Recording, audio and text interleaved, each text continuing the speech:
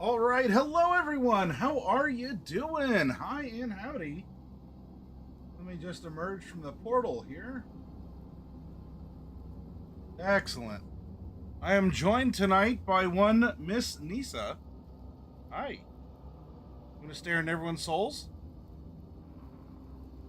She's actually just off camera for once. You want to stare into people's souls? Right over here, look. No, you just want to rub on the microphone stand on the boom arm, huh? There we are. There she is. Yep, you got to rub on the new book too, right? It doesn't have your essence on it. Sigma On the wall. Who's the skibbidiest of them all? Me, I'm the Sigma. You underestimate my skibbity powers. Let me show you how skibbity I can be. Thank you very much, Xbox Aaron. I appreciate you renewing your sub. And, ma'am.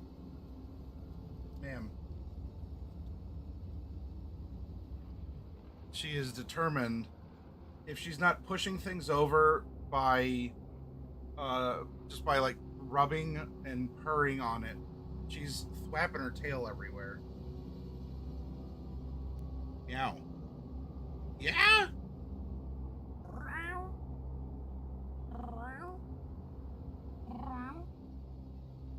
I'm trying to communicate. Do I get some credit? A little bit? Alright, there we go. Yep, you just gotta rub on everything. I gotcha.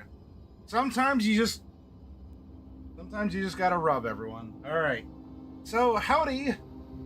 Who did we have in first tonight? We had Hunter is in with the first comment of the evening. So, howdy to Hunter, Xbox Aaron, Lucius, Gregar, and whomstinative ever else is lurking out there. Pardon me.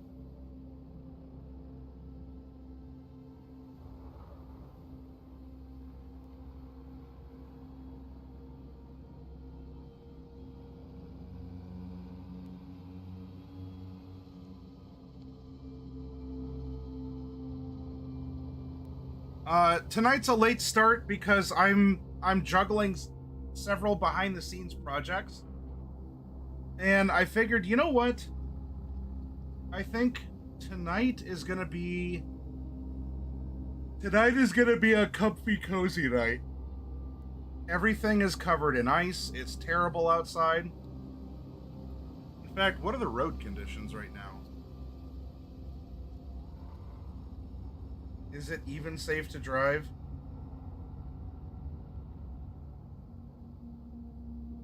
Erie County, Ohio, because there's one in New York also, or Pennsylvania.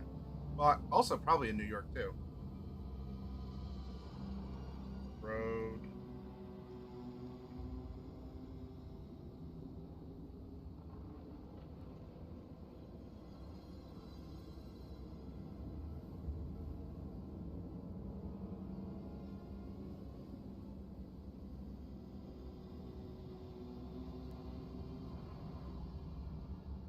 Well, I know what the conditions are. Are we?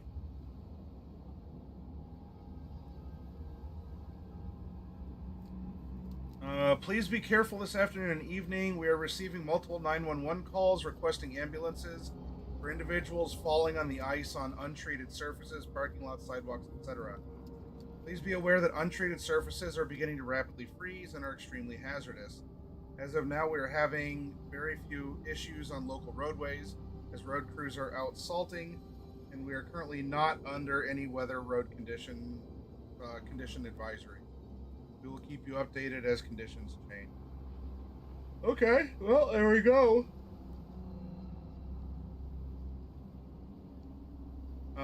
They're just telling everyone and I almost took a spill today too while I was in a boot.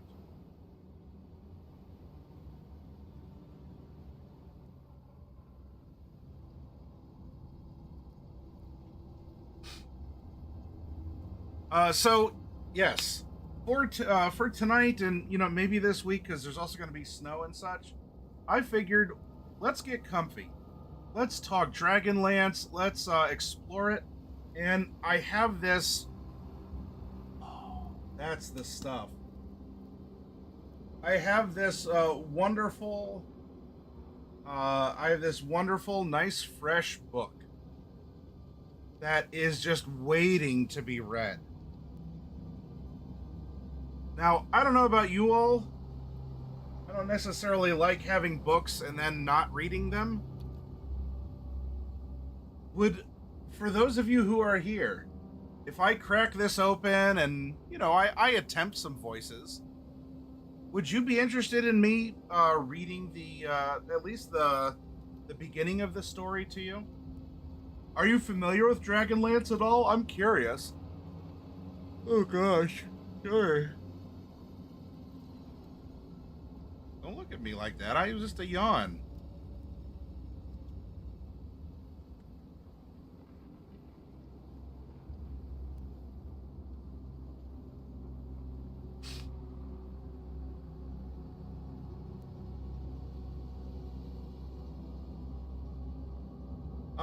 I did, by the way.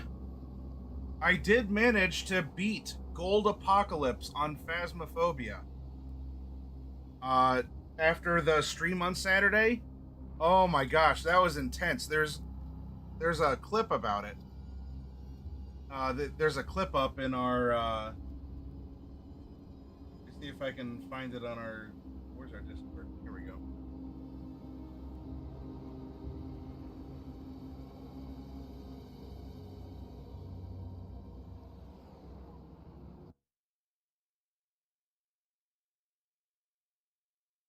Yep.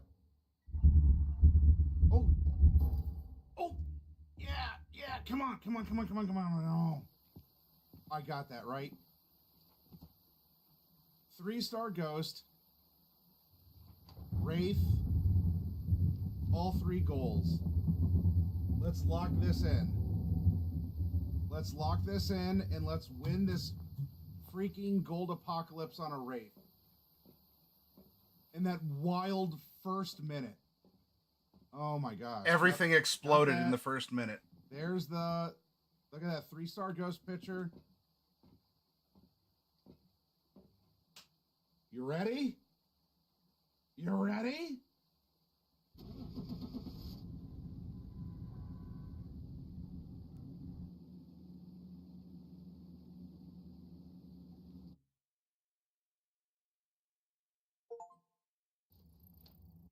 And there we go. I was really happy with that. Now, a lot of you also have been showing a ton of support for the Adopt-a-thon. We are currently we have one in the midst to go out there. We're at 6 at 25 in order to top this off. In order to give away another box, there's still more minis that need to go to homes this week. If you can pick up a box or two, or if you say, I've had enough minis, let's give some away to others who could use it.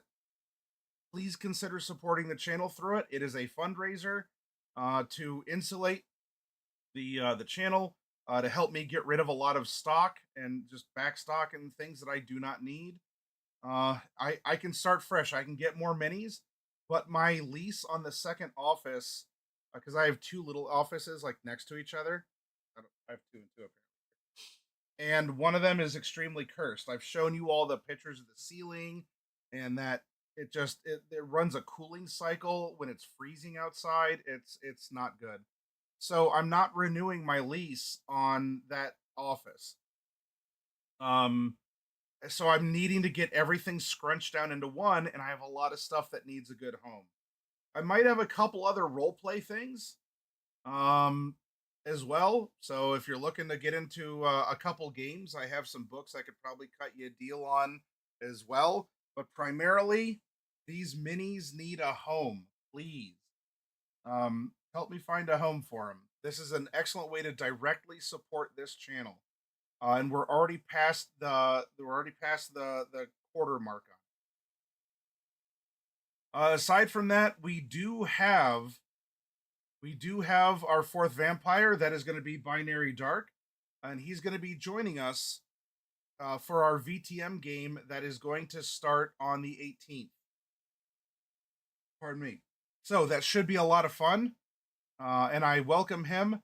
I look forward to seeing the. Oh gosh, sorry.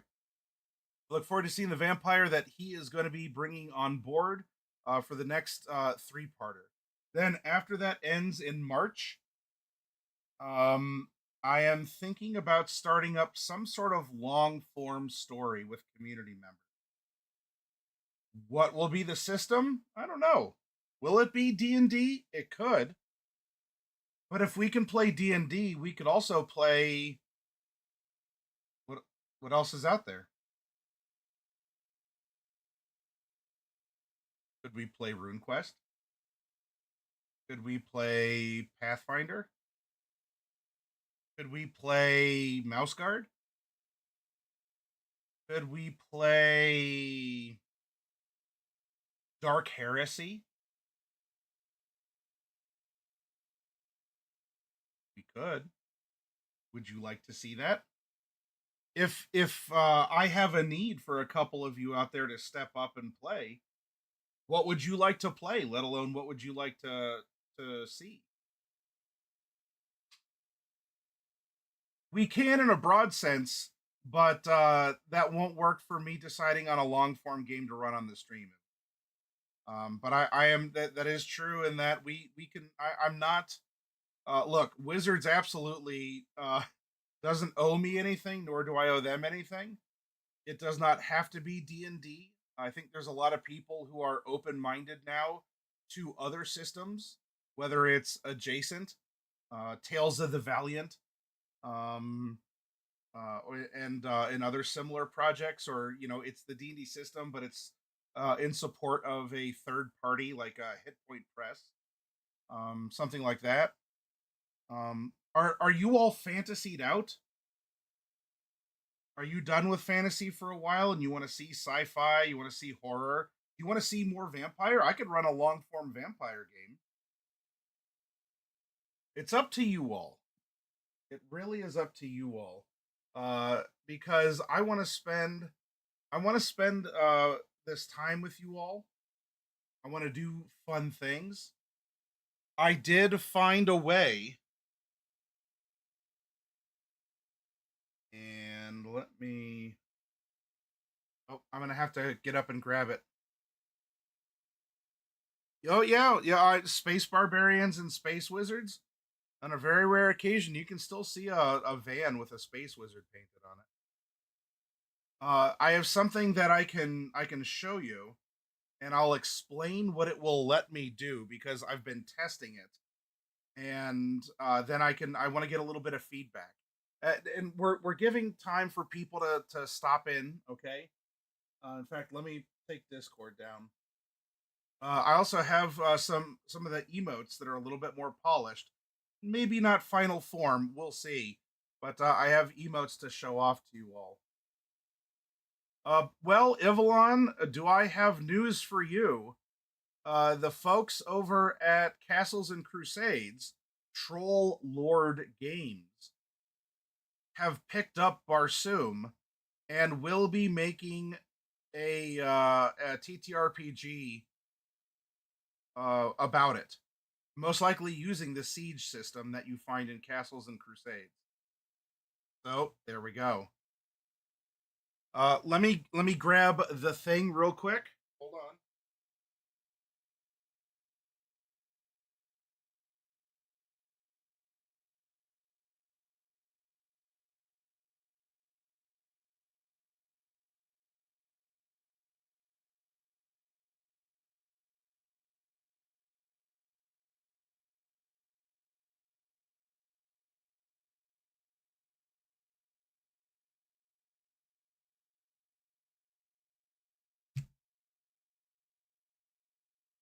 Also might work because I have to plug in my headset.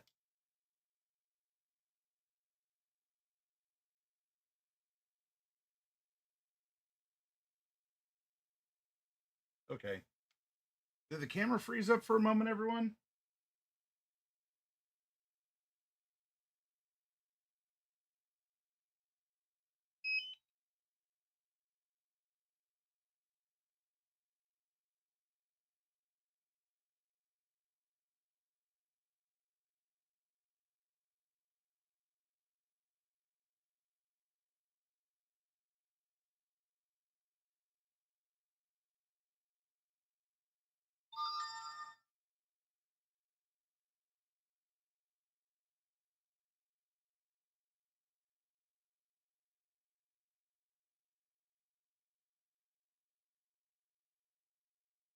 Bear with me, one thing at a time.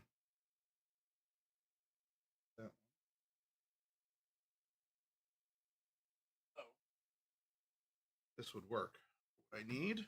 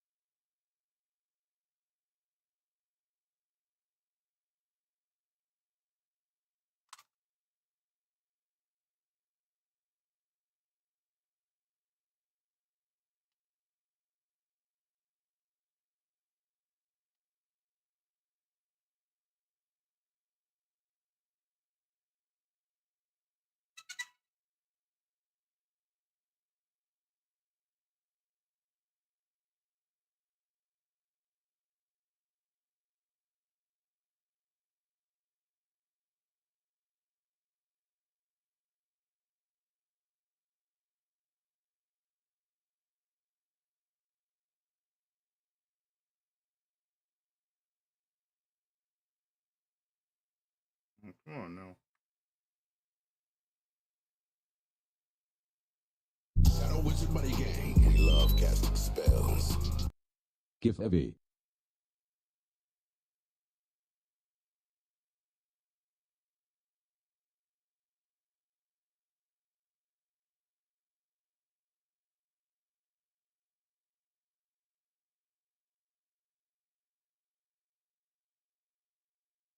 There we go.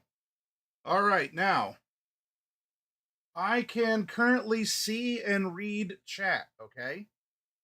Ivalon says, like what happened to Modiphius's Conan RPG. You're following up with, would be sad if so, but glad to see it. Does that mean Modiphius version is going to lose its license? Hi, Awkward Mancer. Not quite a VR DM. What this is going to be a way that I connect the goggles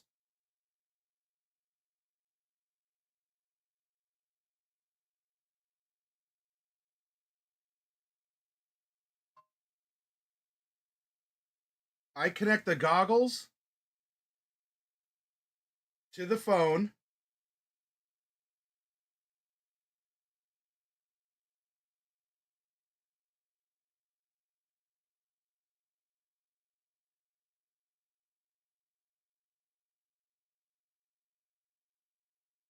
And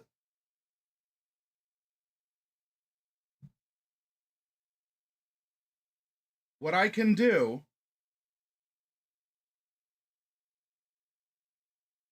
I can control the drone with the remote control. I get a first person view of what the drone sees through the goggles. Then the goggles the goggles they do nothing. Connected through the phone should allow me to stream flights at 1080p to you all. And so I can take you up in the skies and we can go flying around the lake or a park or some other place as I go and I visit or I travel. Right now, as I'm looking at the camera, 80% of what I see is what I see in front of me. 20%, a little square up here, is what the drone sees. And I can swap back and forth. So if I want to like super be meta, I am staring at you through the drone, through the goggles, through the computer.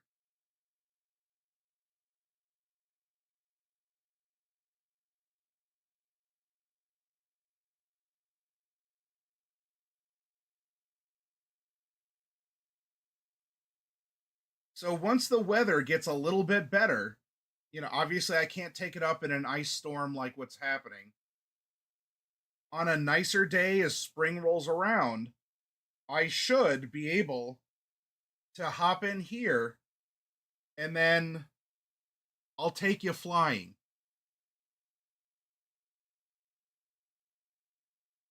You have to provide your own in flight meals.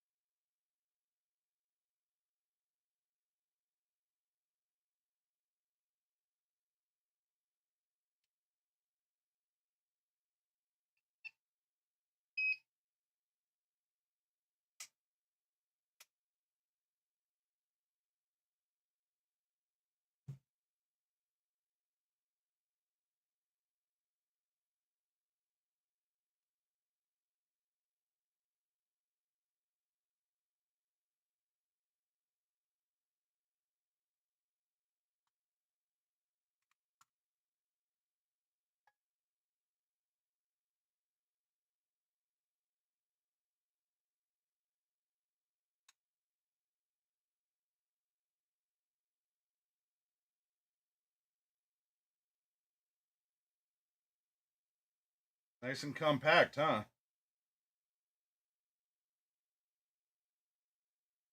Now, if I'm not streaming from it, I can actually take 4K 60 FPS video with it. And I can take some pretty good pictures as well. So that's something I really look forward to doing a lot more of for and with you all this year. I just need it to, not be terrible out. Hi, Jane. Good to see you. Let me give you, I think I'm the only mod here. Shout out to Kobold Jing.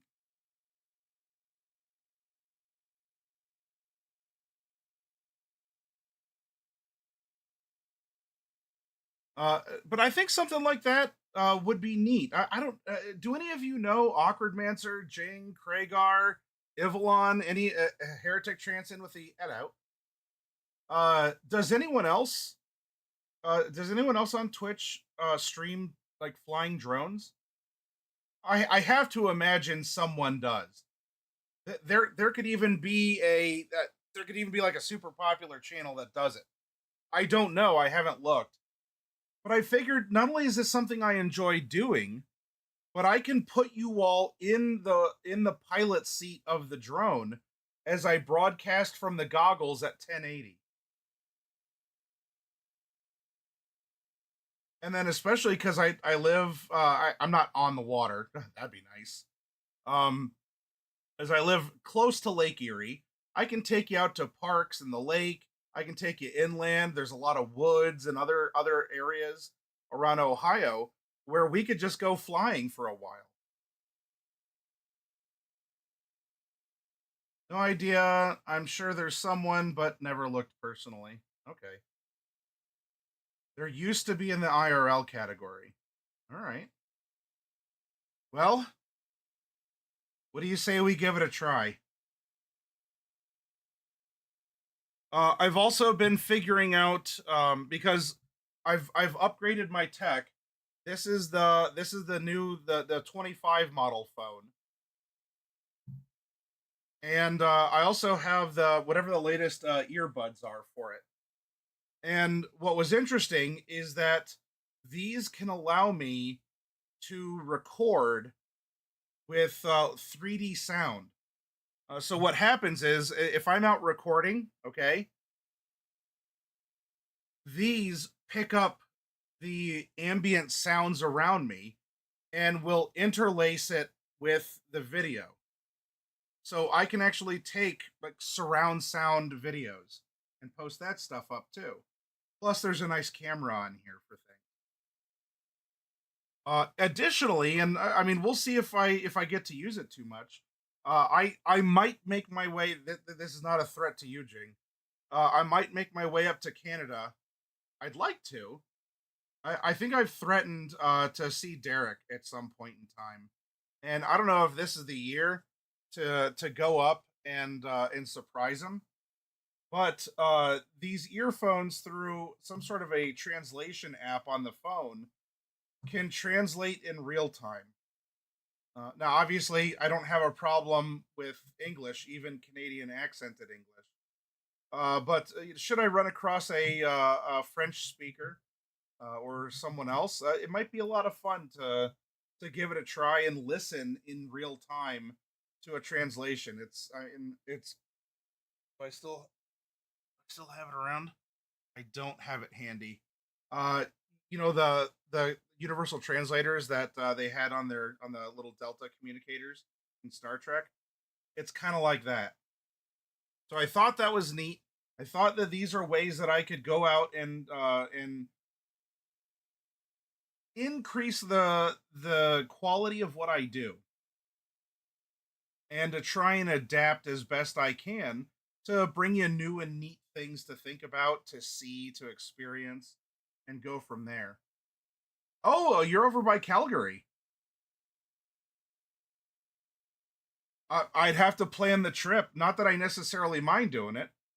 Uh, if you all wanted to help me afford trips to Canada, I have a bunch of minis for sale, and you can get a bunch of minis from me, and in return, I can uh, I can go on field trips like this and bring you along.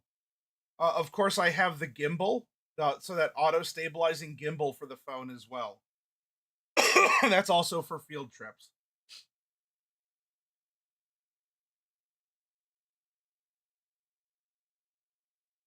Yeah, that over here on the south shore of Lake Erie, it turned into freezing rain and pretty much just everything's covered in snow. Don't worry about French in Canada. Uh, Quebecois have no issue speaking English to Americans, only Ontarians.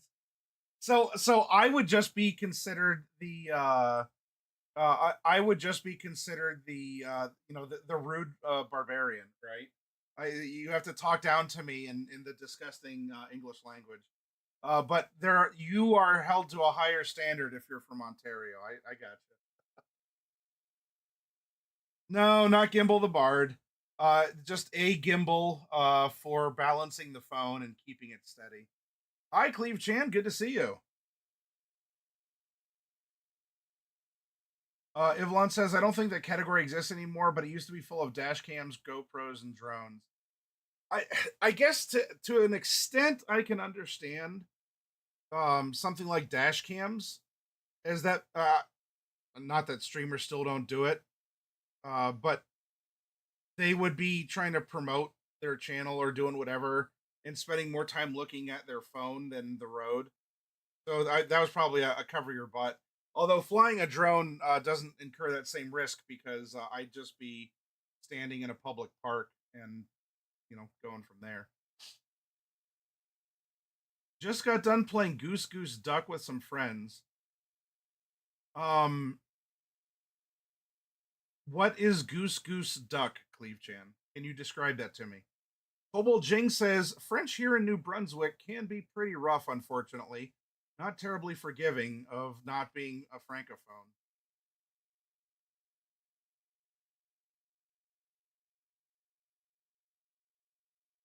Just sort of, it reminds me, so here we use like a southern drawl, If and you don't speak English, the lingua franca of America, I don't even want to talk to you.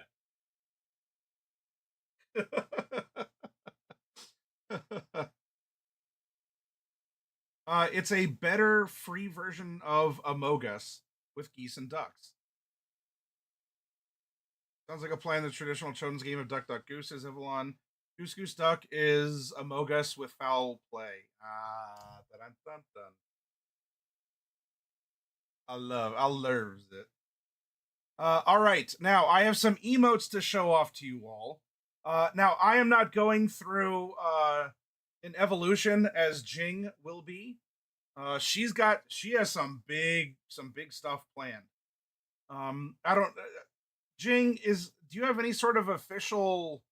I don't know, like, is it a debut, a re-debut? Do you even use that language? Or you're just like, eh? Like magical kobold transformation sequence, like Sailor Moon or something.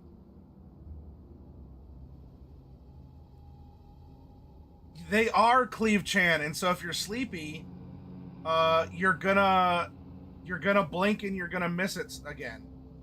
So let's go over here. These are the final-ish forms. Some things could be tweaked, and they're definitely not colored.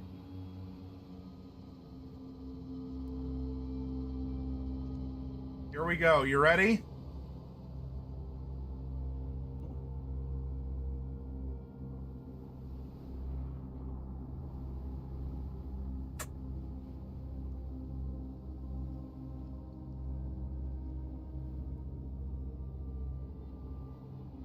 There we go. Definitely a mood.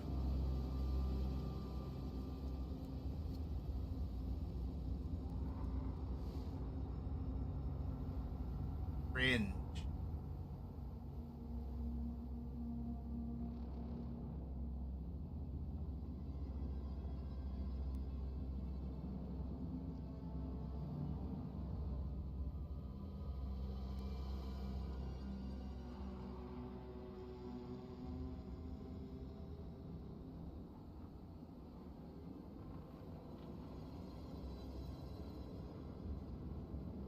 A nice cozy biddy.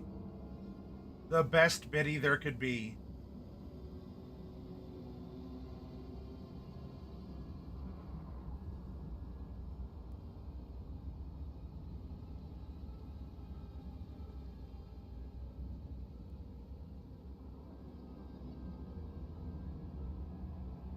What do I encourage you all to do?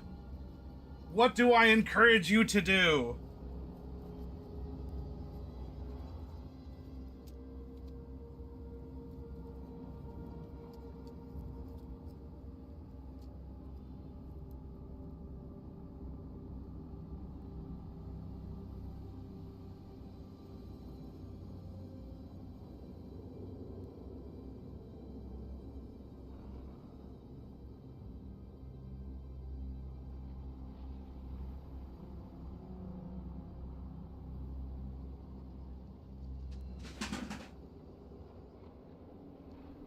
Cats are zooming.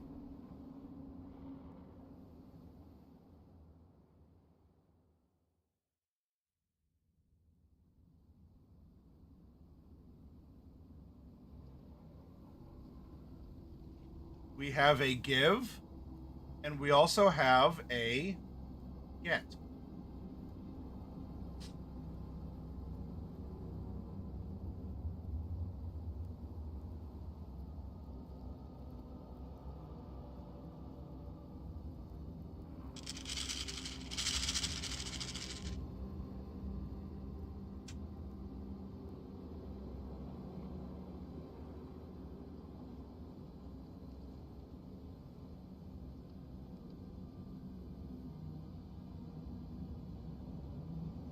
Although, I don't know. Is my bottle of ibuprofen 0 sugar? If not, it should be. I demand to know how many carbs are in the ibuprofen. But this is my boomer juice emote. How do you do, fellow kids? I too enjoy drinking soda pop.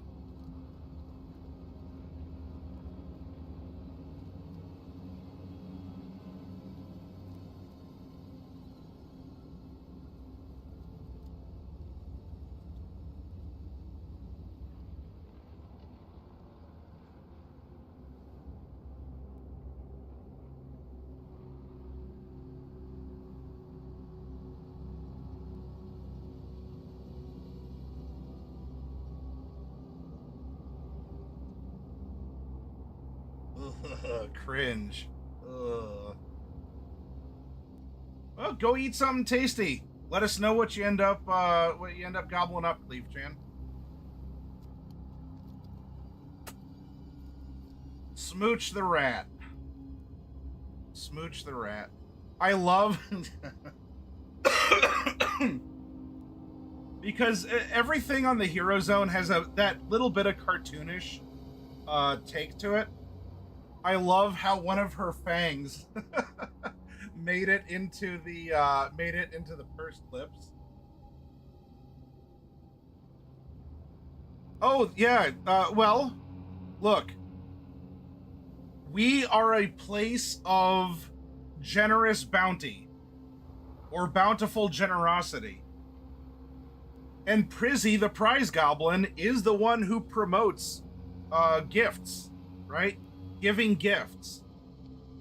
And so I wanted a complimentary set. Because these two make quite a pair, right?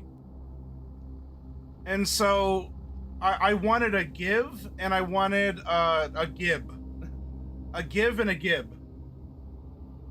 And so I figured that I have some emote slots open, and that there was an ample opportunity to just really fill in the slot. And I think this emote expresses the the general attitude of a lot of us here at the Hero Zone.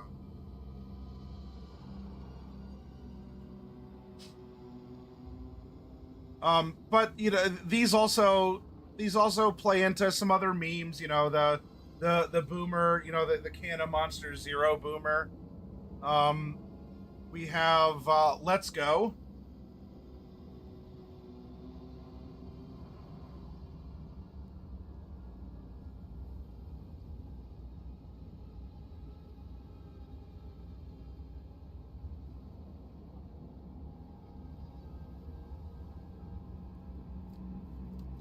We just have kind of a cute, innocent, whatever face.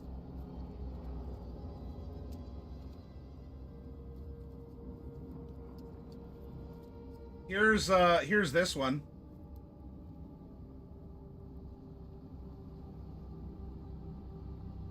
Well, thank you for agreeing with me, Avalon.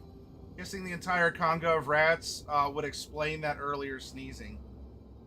And what we have also, Biddy, I mean, I'm sure Biddy's eaten some rats in his day.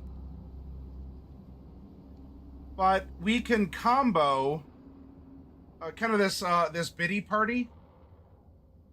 We could have this and combo it with the conga rats, and then they're all getting along in harmony. Harmony, harmony, harmony, my love.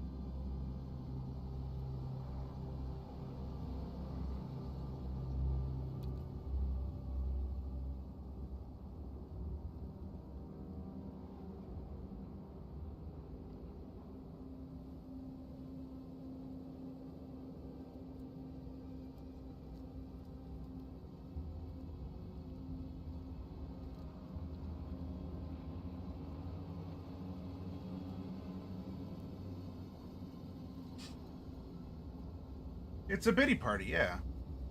All right, and then an oof by and a smooch. Smooch. Smooch. Oof. So there's a lot here that is that's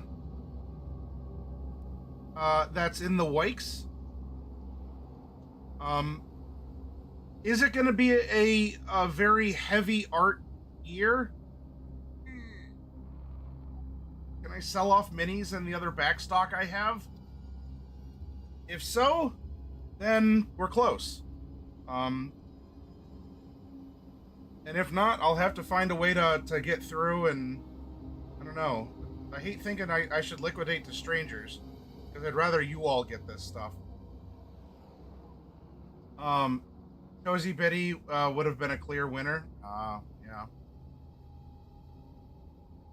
Super cozy. Super cozy. There's a preview of this. This actually was born out of one of the end of the year pillars of the community. It was out of generosity. Biddy traded a shed skin that he had to Ma Rennie, the dragon, so she has a new martial arts headband. And in return, there's this like special sling that he was curled up in, so he could stay next to her flame sacks and stay warm in the winter time. So yeah, a very snug snack. Don't we all want to be cozy biddies? Oh my gosh, don't we all want to be cozy biddies?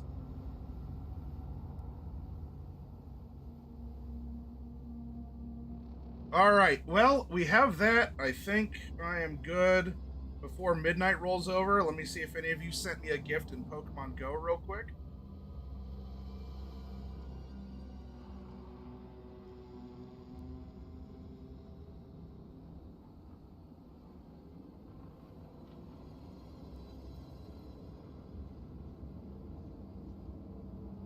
One of you, well, not one of you out there that I know, but one of my Pokemon friends did. Let's clear it before midnight rolls around. Got that. Trico on you. Okay.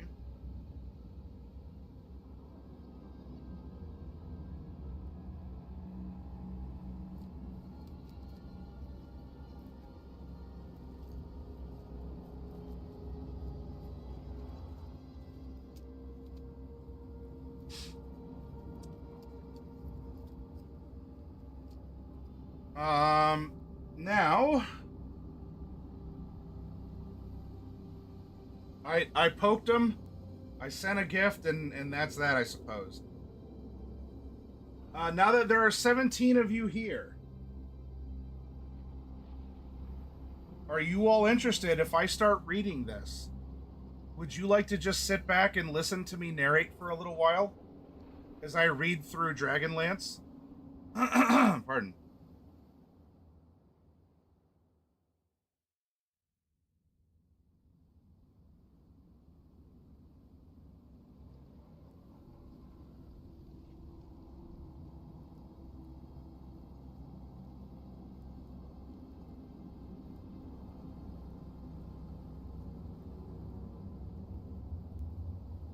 Story time? I can have a story.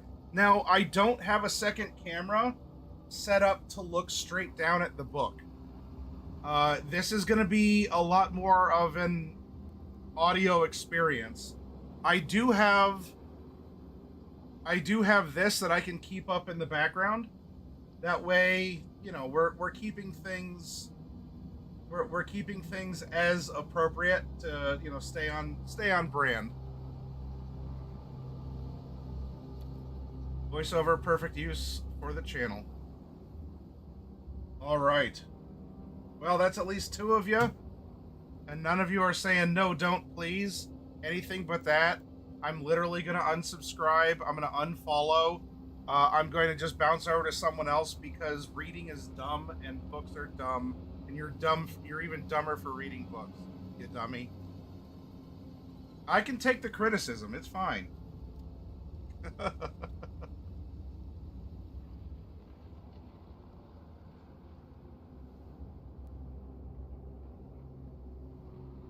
I reckon what we'll do. So I'll hold it up as such.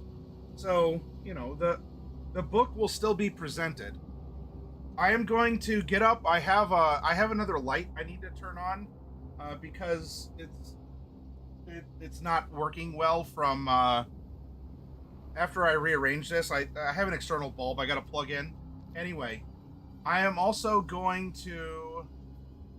I will awkward mancer. This is what you all pay me to do, right? I will read for you, and I will try and provide voices as best I can. But let me go plug in this light, and I am going to get something to drink. And when I come back, let's sit down for an hour or two, and let's start reading through the Dragonlance Chronicles together, okay? So hold on tight. I will be right back. Let's get up for like 5 minutes and stretch a bit. In fact, oh, these are sounding really good right about now. I think I'm gonna pop 2 of these as well, and then we'll get going. All right. Oh, here we go. This is gonna make me forget about my back for a couple hours. Hopefully.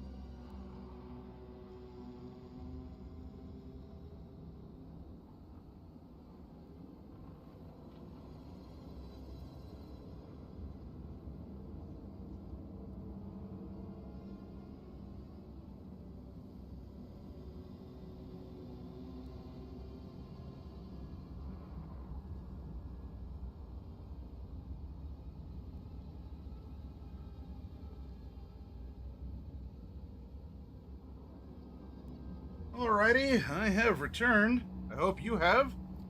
Let's do this.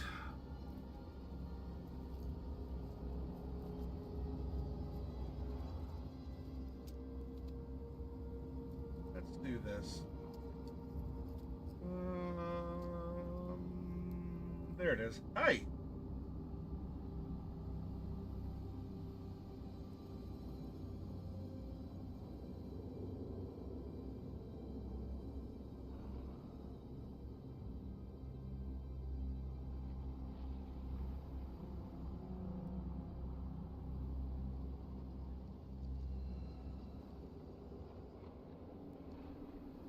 The ad break is over in 30 seconds, and then I will begin reading.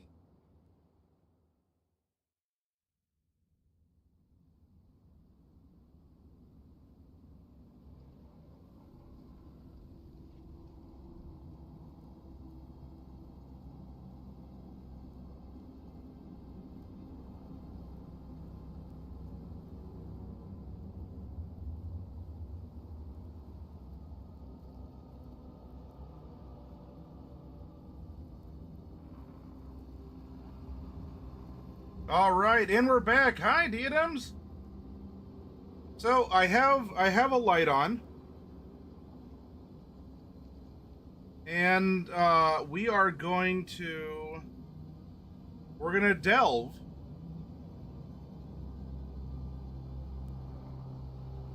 We're gonna delve into the Dragonlance Chronicles, which, by the way,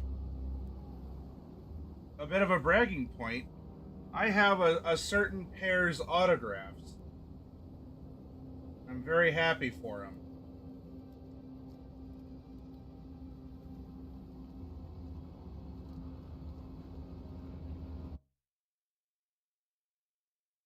I could try to find something ambient in the background, or maybe it's a little bit better if well, yeah, but it's also 3 books in one, Diadems. It's 3 books in one. If you all would prefer some sort of music, let me know. Otherwise, I think it's just going to be, it'll be my voice and you all. And if you want to read more about Dragonlance, support the authors, support the creators, right?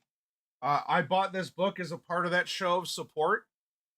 And I think it's time that we delve into one of the classics of Dungeons and or Dragons. Now, I will also read the foreword by Joe and that darn cough. It always seems to come up whenever I have to pronounce his last name.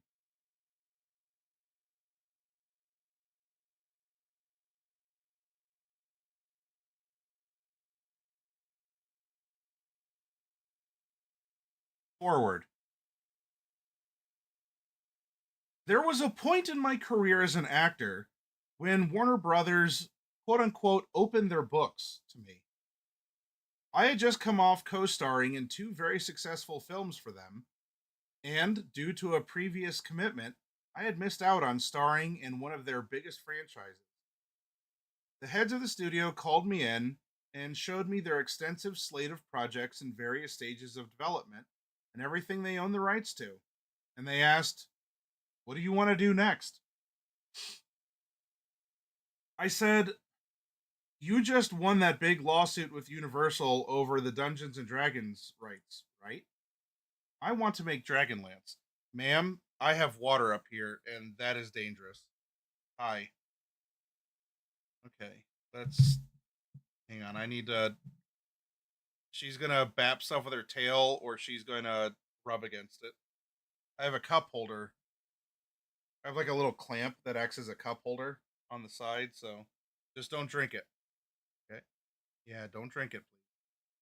There we go. Thank you.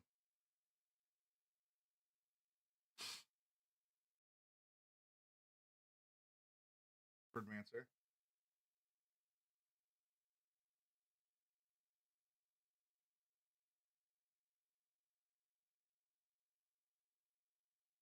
What's that? They asked. "Do we own that?" Yes, I replied. It's a part of D&D. It was my favorite series of books growing up. I was obsessed. They were New York Times bestsellers and have some of the best characters in all of fantasy.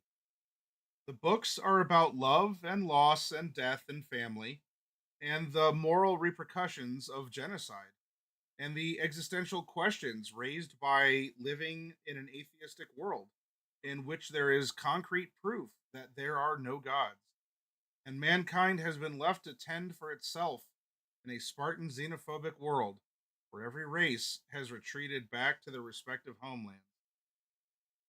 Now imagine that world, only for the first time in 300 years, a goddess returns, except she's evil. And she wakes up all the dragons that have been sleeping for 1,000 years and commands them to choose generals and obey them until she returns. And there is a prophet who is sensitive to the goddess's power, and followers surround him and worship him. He seeks to expose the world to the goddess's power and then subjugate them to his rule. And the only hope for this world is a small group of friends who all return to their hometown after 5 years of being apart, who all have secrets now and have grown in separate directions, but have to put down their differences and work together to save the world. They replied, "That sounds amazing, but we already have plans for a D&D movie."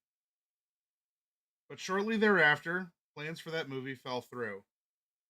So, an old drama school playwright friend and I wrote a Dragonlance script on. As soon as we finished it and we're ready to turn it in, Warner Brothers decided to write off their attempt at developing a D&D movie and sold the property to Paramount. Dungeons and Dragons moved to another studio and took Dragonlance with it. I followed it there. Somewhere along the line, I had caught the attention of the executives at Paramount, and they were interested in doing something with me. So I cashed in a favor to get a meeting with the new people in charge of D&D. I pitched my vision for what Dragonlance could be, and then fielded every question and misperception they had about it, which amounted to a lot because sadly they had no idea what D&D or Dragonlance was. They had never played it and had never read any of the novels. And apparently, they had just said yes to the pitch right before mine and committed to a D&D movie. The one that would Uh-oh. Uh-oh. It's a boss fight. The Zero's raiding in with 3 ads. Tanks swap. Healers adjust.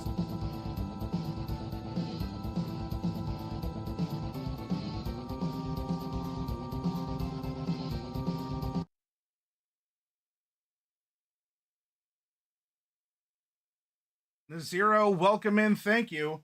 Let me give you a shout out for dropping by. We are in the forward to the latest, greatest edition of the Dragonlance Chronicles.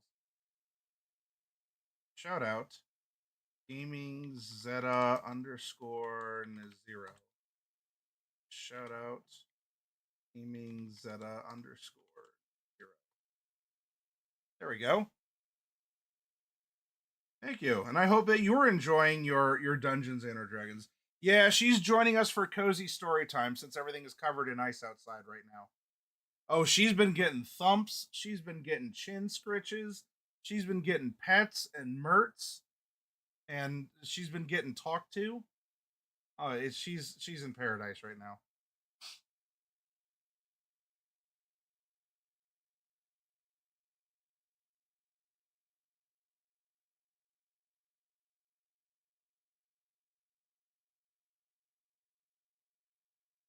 All right. So they never played it and had never read any of the novels, and apparently they just said yes to the pitch right before mine, and committed to a D&D movie, the one that would eventually come out in theaters in 2023.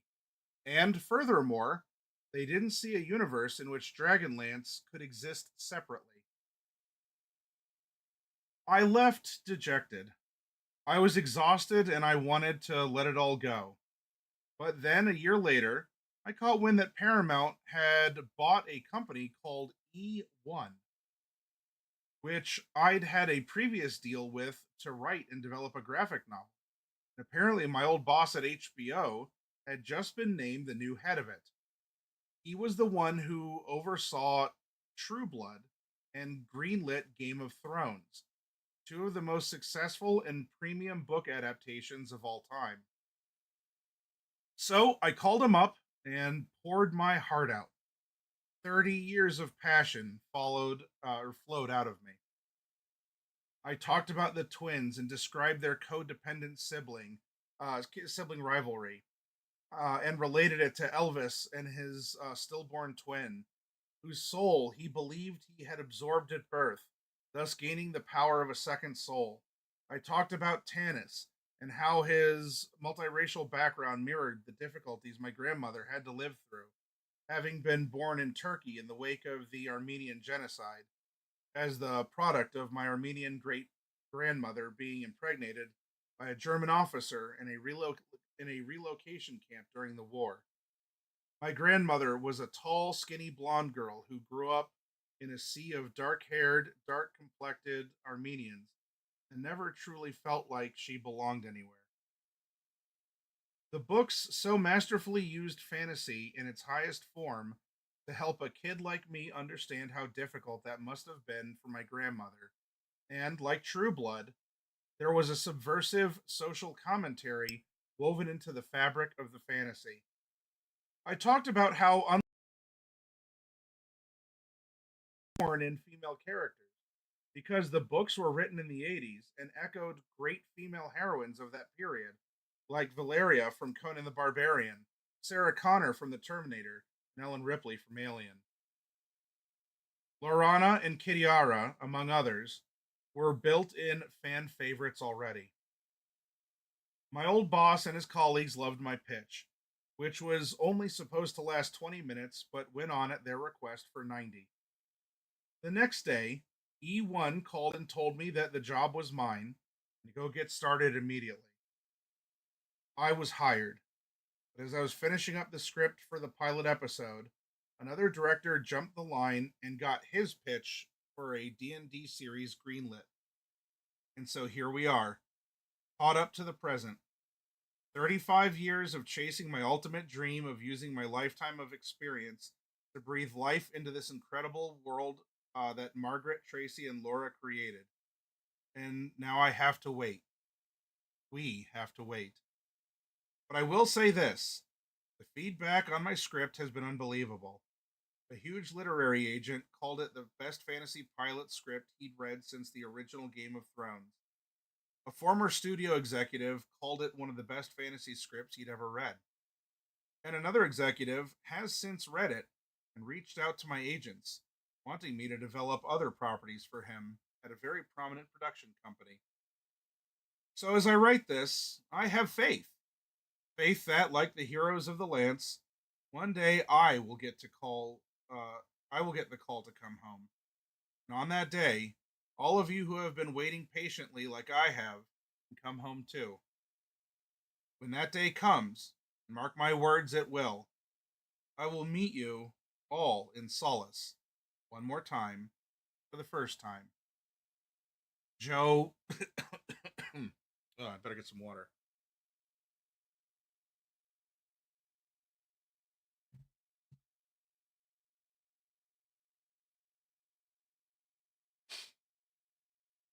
And I suppose the shame is that E1 or Entertainment One was Hasbro's own studio, and they ended up shutting it down slash spinning it off.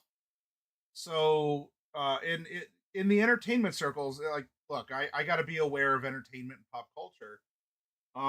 It was known, Khaleesi, that Joe was kind of snubbed, and these other ideas were put before him. I think what he wrote was very tactful.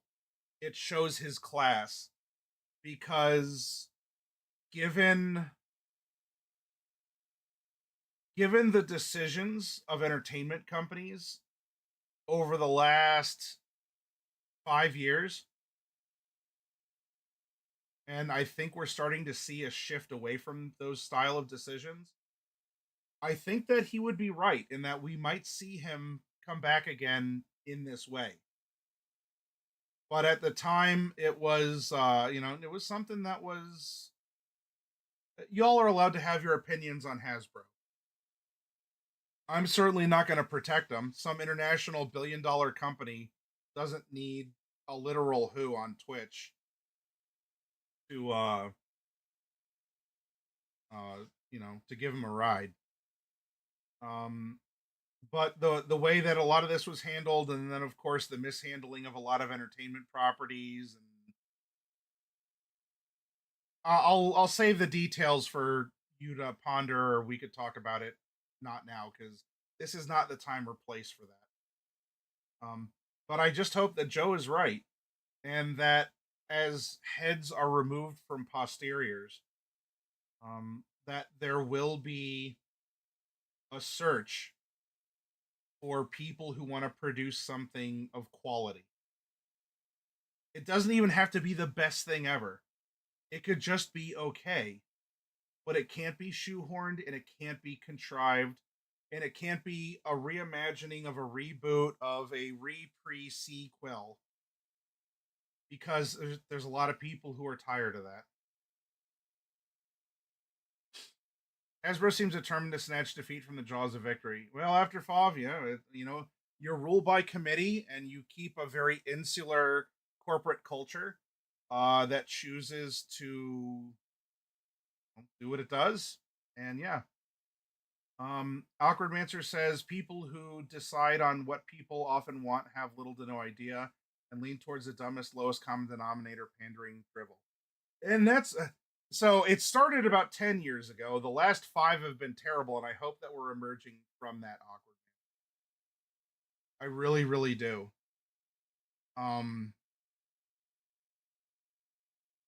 It's not my job to get offended on other people's behalf, and I don't want to live that life.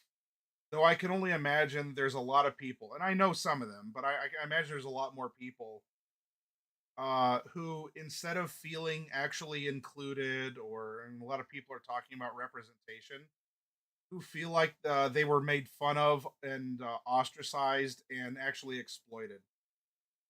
And I really, really hope that we are out of this age of exploitation and that we can get back to things. I am okay if something is just okay, because not everything can be a blockbuster. But I'd like a lot more things to just be okay instead of the slop that has been sluicing out of entertainment portals for a while. And I guess it's especially frustrating as a small business. Here I am. I'm literally struggling for my life here, right? And you just have these companies that can afford to bleed millions of dollars per project. Not even $1 million a year. Millions per project they bleed out. And these are still ran by the same people that brought them to that state. The same boards are in place. And people are still investing in many of them, not all of them. There's some places, a publisher like IDW. IDW is going out of business. Comic distributor, and the attached game distributor, Diamond Comics and Alliance Game Distribution, they're going out of business. Now those reasons are a little bit different than why Disney has not been doing well, but it is a symptom of entertainment overall and some just corporate conflict that has gone on. Some corporate cultural conflict that's gone on.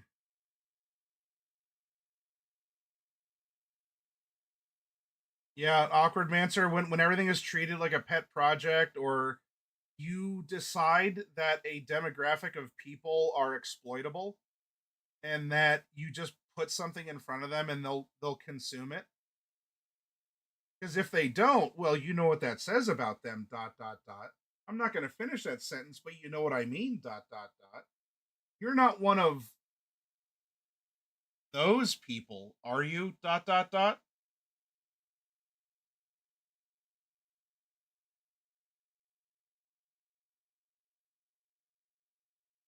I think the sun is coming out, and a lot of that garbage and a lot of that nonsense is over. A lot of stores like mine have gone out of business over the past 4 years. It's terrible. You know, some of us have been able to limp by, and I'm grateful for that.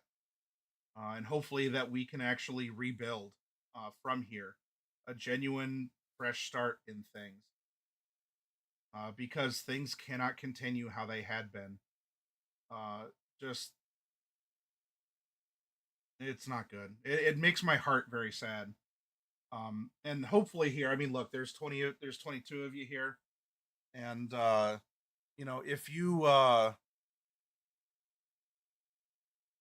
don't know my heart, I really hope that I'm not coming across as one of the outrage grifters. I'm not some anti SJW ranter where nothing is good enough and all this other stuff. I'm okay with things just being okay, and I'm okay with people of all different stripes, and they're allowed to have their stories too. But when it's forced or exploitative, especially in the name of those same people, or things are contrived and it feels like artifice. People can tell when something is fake. Many people can tell when it's fake. Not everyone has a strong enough personality to resist it or even call it out. And so they get exploited even harder. And it really makes my heart hurt. And I just hope that, we spend moments like this together. Not even like, oh, we're gonna, what are some of the phrases? We're gonna melt a snowflake by reading Dragonlance Chronicles, or we're gonna make those chuds really angry that there's a strong, independent female character. Oh, that's really gonna make them, whatever. We don't need to take those attitudes into something like this. All we need to do is take a sense of wonder and adventure, and let's have fun and read it. There might be parts of this book you enjoy, parts you don't, and you know what? That's a book. That's a movie, that's a TV show. And it's okay. It's okay not to like something, but also not need to destroy the lives of people who do like what you don't like, or the opposite. And that's what a place like the Hero Zone is for. That's what your friendly local game store, I hope, is about. I know some of those can also be cliquish, good old boys club kind of a feeling. But if it is a friendly local game store, not just a local game store, you would feel that authentic vibe. You know that you belong there. And people might crack a joke you don't like, and someone else might crack a joke that you're absolutely slapping your knee over, and the other person doesn't like it. And that's the difference in human beings. Something to enjoy in its own way. Give us something to think about. Anyway, here is an introduction by Tracy Hickman. The Dragonlance 40th anniversary edition. It began as many adventures do, with separate journeys. I could not admit how truly scared I felt. Laura was in the front passenger seat, our two small children in the back seat. We had packed what we hoped would be enough clothing to make the trip east. Our ancestors generations before had fought their way westward to find opportunity and a new beginning. Now, in our cramped Volkswagen Rabbit, we were going to attempt the same thing going the other way. I was a dreamer who loved to make up stories and games. My wife and I were well matched in that regard. She had been the one who introduced me to Dungeons and Dragons. Together, we had even started our own little cottage industry, blissfully unaware of copyright laws, where we wrote and published D&D game adventures on our own. We grandly stylized ourselves as Daystar West Media Productions and began selling our hand-bound creations of uh, Rahazia and Pharaoh to game distributors. Decades later, this would become known as a side hustle. I had managed a local movie theater in Logan, Utah, but quit that job to create a networked multiplayer arcade experience of space combat and exploration. It was a proto multiplayer online game that in 1980 was unfortunately years ahead of its time.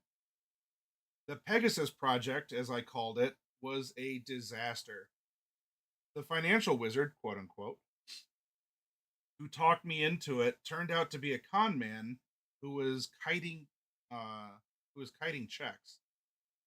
The software designer sued me for payment on work he never did. I had been out of work for over a year. I could not even get a job as a bus driver. I was an enigma to my father, a professional who taught at a university, and a source of worry to my mother, who just wanted me to get a steady job and take care of my family. We were on church welfare that winter. We could not take our children to church because we could not afford shoes for them. But we heard that TSR Inc., the great company far to the east in Wisconsin, would pay maybe $500 for a good adventure. So, to buy shoes for our children, Laura and I set off our adventures to the land of D&D. I recently found a copy of the letter I'd sent to Harold Johnson accompanying the game modules we are looking to sell. In part, this fabricated and overblown piece of writing bravado said, quote, in addition to the two previously produced items, we currently have several other FRP modules designed but have not had the time to do the production work on them. These include Eye of the Dragon, Vampire, Arena, and a three-set adventure, still adhering to the Night Venture concept, tentatively titled Dragonback, including Sanction, Stonehold, and Citadel, Cytadeo, all concerning the capture and raising of dragons for the defense of the land. End quote. There, in this desperate attempt at redemption, was written the initial spark of our journey. TSR responded by saying that it would be easier for them to purchase these adventures if we agreed to work for them. They offered me a job as a game designer. So, with fear and trepidation, I did not dare show. We packed what little we owned into part of a moving van and began our Volkswagen journey. It was somewhere in the vastness of Kansas that Laura and I decided that Dragonback just wasn't strong enough as a name. That was when Dragonlance was born. Margaret, too, began her journey out of troubled times. Recently divorced with two children in her care, she heard from her agent that a game company called TSR in Wisconsin was looking for a book editor. She had played D&D only once and had been impressed by the fact that it encouraged people to use their imaginations to tell stories of their own creation. She met with the head of the TSR book department, who hired her on the spot.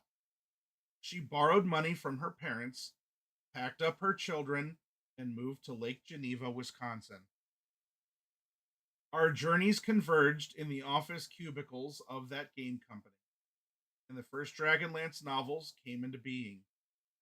What resulted is a lifelong friendship and collaboration with new journeys to take and characters to meet. But it is not just our journey alone. A book does not live until it is read. Each reader who picked up the pages performed them anew. Down the years, the tales from our readers of their experiences, of finding solace in the world of, else in the world or courage to face their problems have bound their journeys to ours and to millions of others who joined us on this path. Now you hold this book in your hands. Your journey through these pages will breathe life anew into Kryn. We are grateful to you, you who are reading these words right now, for this wondrous journey that you have made possible. Pick up your staff, shoulder your pack, for we set out again together. Tracy Hickman.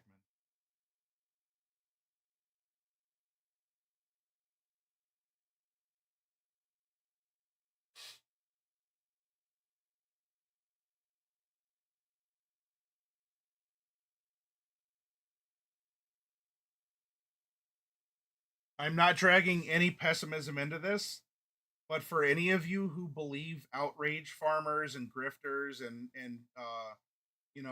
audience captured people or whatever this culture on Blue Sky is developing to be, where nothing is good enough and everything has to be check marks and adjectives. This does not sound like. Now I can also speak from it. I mean, I'm in my 20s. I've been around for a good portion of this. I don't believe any of this sounds like a He-Man woman haters club where things were just fraught with abuse and racism and the like.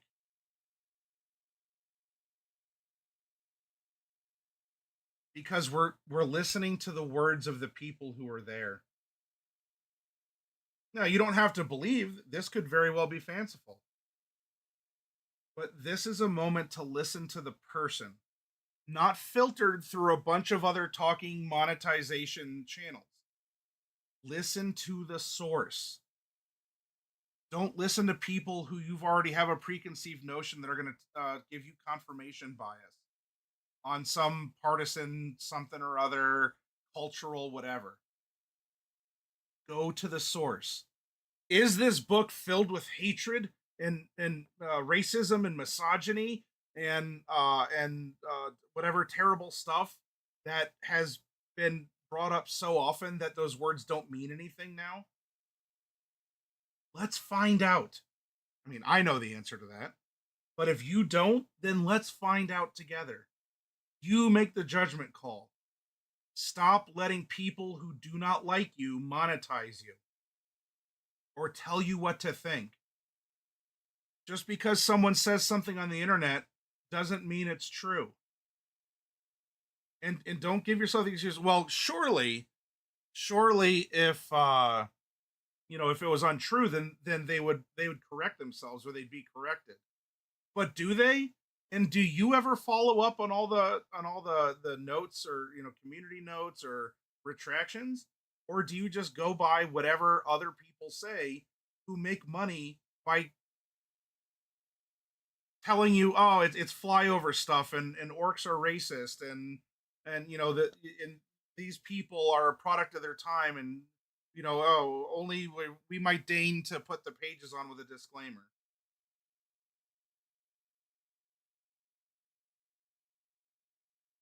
Don't let people do that to you. I sure hope I never come across that way. But you don't let people do that to you. Don't be captured by that BS. You are better than that.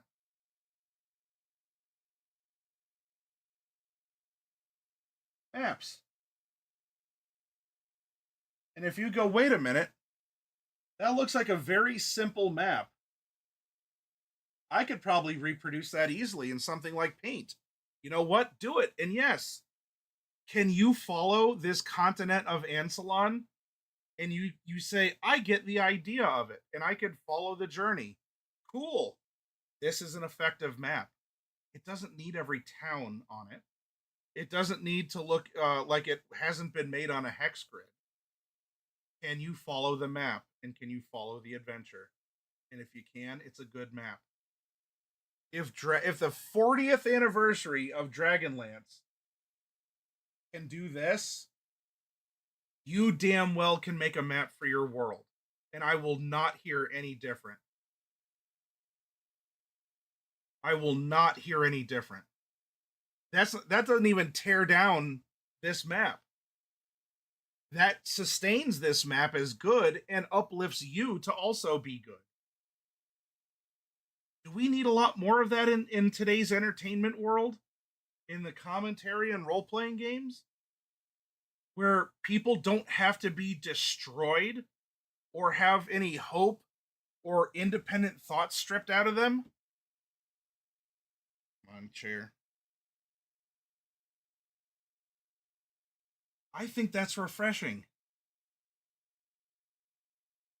Could the publishers have afforded someone to go in, who has three doctorate degrees and has spent $10,000 in map making programs and blah blah? Yeah, I'm sure. Did they? No. And I'm glad that they didn't, even though they could. Because this better be inspirational to you as a reader who wants to follow the adventure, and for those of you out there who want to step up and be a storyteller yourself. Whether you write something out and it's narrated, or it's a narrative, or you want to facilitate a living exchange back and forth at a table, virtual or otherwise. So far, all we've had is positivity and inspiration from people who are genuine and who have done things out of acts of caring for something and having passion for something.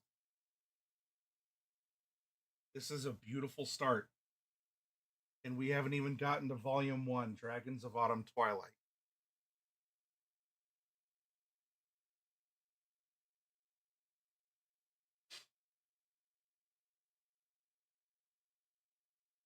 Canticle of the Dragon.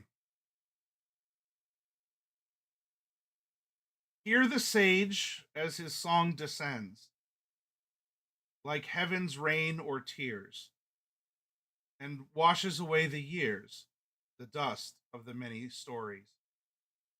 From the high tail of the dragon, or I'm sorry, I got to work on the pacing for this canticle here.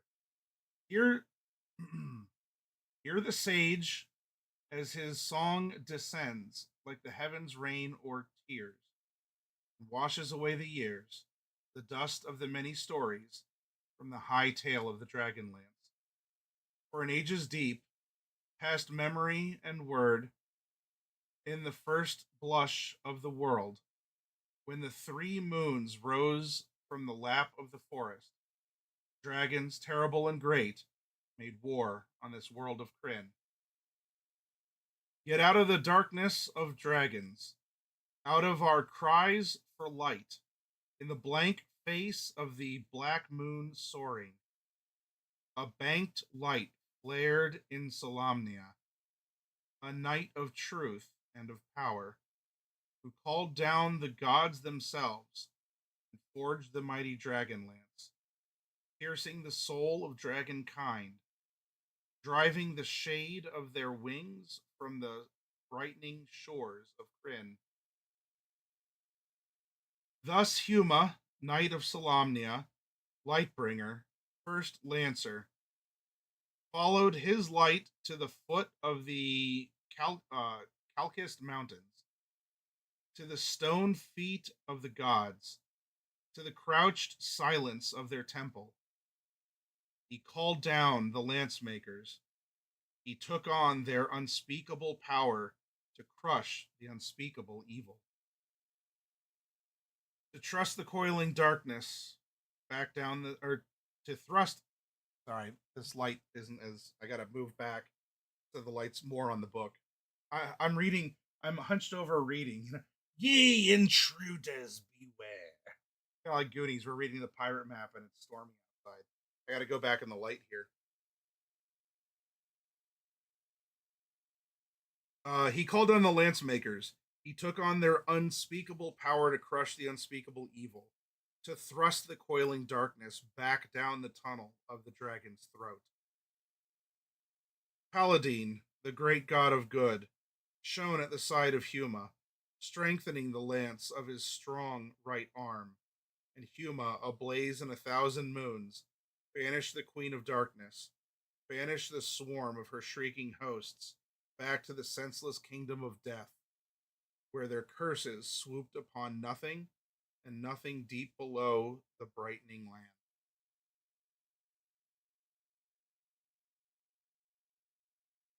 Thus ended in thunder the age of dreams, began the age of might, when Istar, kingdom of light and truth, arose in the east, where minarets of white and gold aspired to the sun's glory, announcing the passing of evil. And Istar, who mothered and cradled the long summers of good, shone like a meteor in the white skies of the just. Yet in the fullness of sunlight, the king priest of Istar saw shadows. At night he saw the trees as things with daggers, the streams blackened and thickened under the silent moon. He searched books for the paths of Huma, for scrolls, signs, and spells, so that he too might summon the gods, might find their aid in his holy aims, might purge the world of sin. Then came the time of dark and death, as the gods turned from the world. A mountain of fire crashed like a comet through Istar. The city split like a skull in the flames.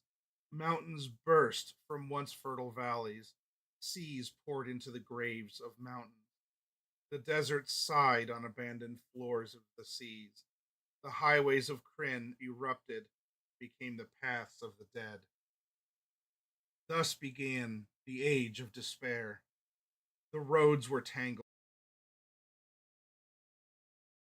dwelt in the husks of cities. The plains and mountains became our home. As the old gods lost their power, we called to the blank sky, into the cold, dividing gray into the ears of the new gods. The sky is calm, silent, unmoving. We have yet to hear their answer. Here we go. The Old Man. Why would I make a terrible priest, Awkward Mancer?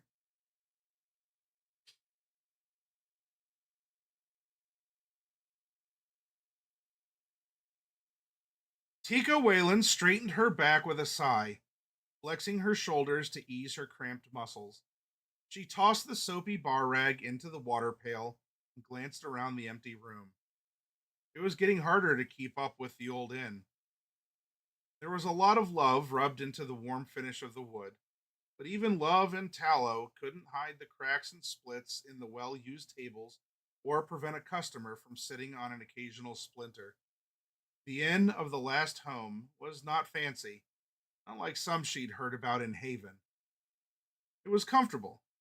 The living tree in which it was built wrapped its ancient arms around it lovingly, while the walls and fixtures were crafted around the boughs of the tree with such care as to make it impossible to tell where nature's work left off and man's began. The bar seemed to ebb and flow like a polished wave around the living wood that supported it. The stained glass in the window panes cast welcoming flashes of vibrant color across the room. Shadows were dwindling as noon approached. The inn of the last home would soon be open for business. Tika looked around and smiled in satisfaction. The tables were clean and polished. All she had left to do was sweep the floor. She began to shove aside the heavy wooden benches as Audic emerged from the kitchen, enveloped in fragrant steam. Should be another brisk day for both the weather and business, he said, squeezing his stout body behind the bar. He began to set out mugs, whistling cheerfully. I'd like the business cooler and the weather warmer, said Tika, tugging at a bench. I walked my feet off yesterday and got little thanks and less tips. Such a gloomy crowd. Everybody nervous, jumping at every sound. I dropped a mug last night, and I swear, Retark drew his sword. Ah, Oddick snorted. Retark's a solace seeker, guard. They're always nervous. You would be too if you had to work for Hedrick. That fanatic. Watch it, Tika warned. Oddick shrugged. Unless the high theocrat can fly now, he won't be listening to us. I'd hear his boots on the stairs before he could hear me. But Tika noticed he lowered his voice as he continued. The residents of Solace won't put up with much more, mark my words. Disappearing, dragged off to who knows where. It's a sad time. He shook his head. Then he brightened. But it's good for business. Until he closes us down, Tika said gloomily, as she grabbed the broom and began sweeping briskly. Even theocrats need to fill their bellies and wash the fire and brimstone from their throats, Otic chuckled. It must be thirsty work, haranguing people about the new gods day in, day out. About the new gods day in and day out. He's in here every night. Tika stopped her sweeping and leaned against the bar. Otic, she said seriously, her voice subdued. There's other talk, too. Talk of war. Armies massing in the north. Then there's these strange hooded men in town, hanging around with the high theocrat, asking questions. Otic looked at the 19-year-old girl fondly, reached out, and patted her cheek. He'd been father to her ever since her own had vanished so mysteriously. He tweaked her red curls. War! Puh, he sniffled. There's been talk of war ever since the cataclysm. It's just talk, girl. Maybe the theocrat makes it up just to keep people in line.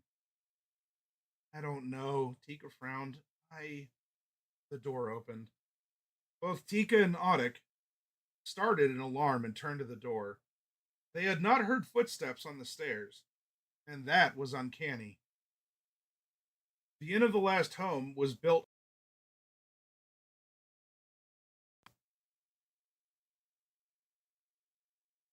as was every other building in Solace, with the exception of the blacksmith shop. The townspeople had decided to take to the trees during the terror and chaos following the cataclysm, and thus Solace became a tree town, one of the few truly beautiful wonders left on Kryn. Sturdy wooden bridge walks connected the houses and businesses perched high above the ground where 500 people went about their daily lives. The inn of the last home was the largest building in Solace and stood 40 feet off the ground. Stairs ran around the ancient Valenwood's gnarled trunk. As Otic had said, any visitor to the inn would be heard approaching long before he was seen. But neither Tika nor Otic had heard the old man. He stood in the doorway, leaning on a worn oak staff, and peered around the inn. The tattered hood of his plain gray robe was drawn over his head, its shadow obscuring the features of his face except for his hawkish, shining eyes. Can I help you, old one? Tika asked the stranger, exchanging worried glances with Otic. Was this old man a seeker spy? Eh? The old man blinked. You open? Well, Tika hesitated. Certainly, Otic said, smiling broadly. Come in, Graybeard. Tika, find our guest a chair. He must be tired after that long climb. Climb? Scratching his head, the old man glanced around the porch, then looked down at the ground below. Oh, yeah, climb. Great many stairs. He hobbled inside, then made a playful swipe at Tika with his staff. Get along with your work, girl. I'm capable of finding my own chair. Tika shrugged, reached for her broom, and began sweeping, keeping her eyes on the old man. He stood in the center of the inn, peering around as though confirming the location and position of each table and chair in the room. The common room was large and bean-shaped, wrapping around the trunk of the Valenwood. The tree's smaller limbs supported the floor and ceiling. He looked with particular interest at the fireplace, which stood about 3/4 of the way back into the room, the only stonework in the inn. It was obviously crafted by dwarven hands to appear to be part of the tree, winding naturally through the branches above. A bin next to the side of the fire pit was stacked high with cordwood and pine logs brought down from the high mountains. No residents of Solace would consider burning the wood of their own great trees. There was a back route out the kitchen, a 40-foot drop, but few of Audic's customers found this setup very convenient. So did the old man. He muttered satisfied comments to himself as his eyes went from one area to another. Then, to Tika's astonishment, he suddenly dropped his staff, hitched up the sleeves of his robes, and began rearranging the furniture. Tika stopped sweeping and leaned on her broom. What are you doing? That table's always been there. A long, narrow table stood in the center of the common room. The old man dragged it across the floor and shoved it up against the trunk of the huge Valenwood, right across from the fire pit, then stepped back to admire his work. There, he grunted. It's supposed to be closer to the fire pit. Now bring over 2 more chairs. Need 6 around here. Tika turned to Audic. He seemed about to protest, but at that moment, there was a flaring light from the kitchen. A scream from the cook indicated the grease had caught fire again. Audic hurried toward the swinging kitchen doors. He's harmless, he puffed as he passed Tika. Let him do what he wants, within reason. Maybe he's throwing a party. Tika sighed and took 2 chairs over to the old man as requested. She set them where he indicated. Now, the old man said, glancing around sharply, bring 2 more chairs, comfortable ones, mind you, over here. Put them next to the fire pit, in this shadowy corner. "'Tisn't shadowy," Tika protested. "It's sitting in full sunlight." "Ah," the old man's eyes narrowed. "But it will be shadowy tonight, won't it?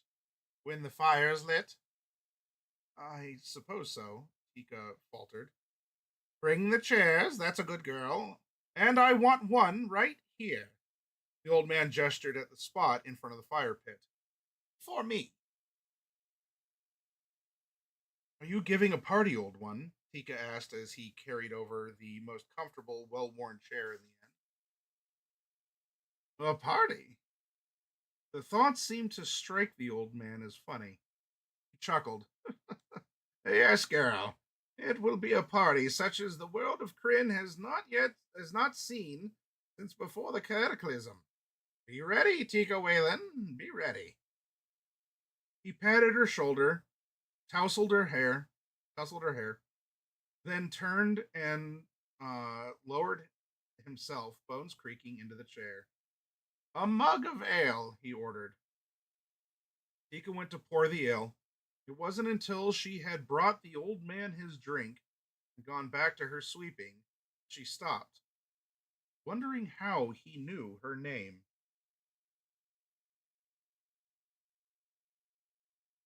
Book 1.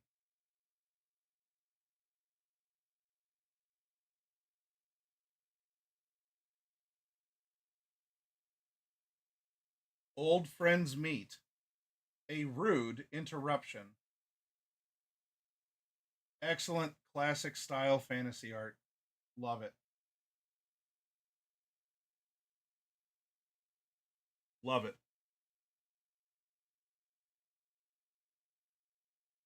Flint Fireforge collapsed on a moss covered boulder.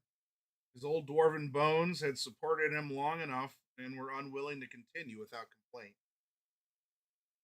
"I should never have left," Flint grumbled, looking down into the valley below.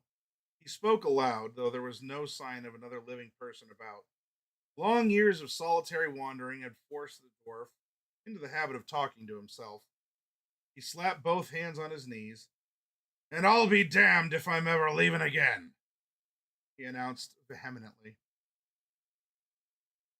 Warmed by the afternoon sun, the boulder felt comfortable to the ancient dwarf, who had been walking all day in the chill autumn air. Flint relaxed and let the warmth seep into his bones, warmth of the sun and the warmth of his thoughts, because he was home. He looked around him, his eyes lingering fondly over the familiar landscape. The mountainside below him formed one side of a high mountain bowl, carpeted in autumn splendor. The Valenwood trees in the valley were ablaze in the season's colors, the brilliant reds and golds fading into the purple of the Carolus peaks beyond. The flawless azure sky among the trees was repeated in the waters of Crystalmere Lake. Thin columns of smoke curled among the treetops, the only sign or presence of solace. A soft, spreading haze blanketed the vale with the sweet aroma of home fires burning. As Flint sat and rested, he pulled a block of wood and a gleaming dagger from his pack, his hands moving without conscious thought. Since time uncounted, his people had always had the need to shape the shapeless to their liking. He himself had been a metalsmith of some renown before his retirement some years earlier. He put the knife to the wood, then his attention caught Flint's hands remained idle as he watched the smoke drift up from the hidden chimneys below. My own home fire's gone out, Flint said softly, and began slicing at the wood with a vengeance. He grumbled loudly. My house has been sitting empty. Roof probably leaked. Ruined the furniture. Stupid quest. Silliest thing I ever did. After 148 years, I ought to have learned.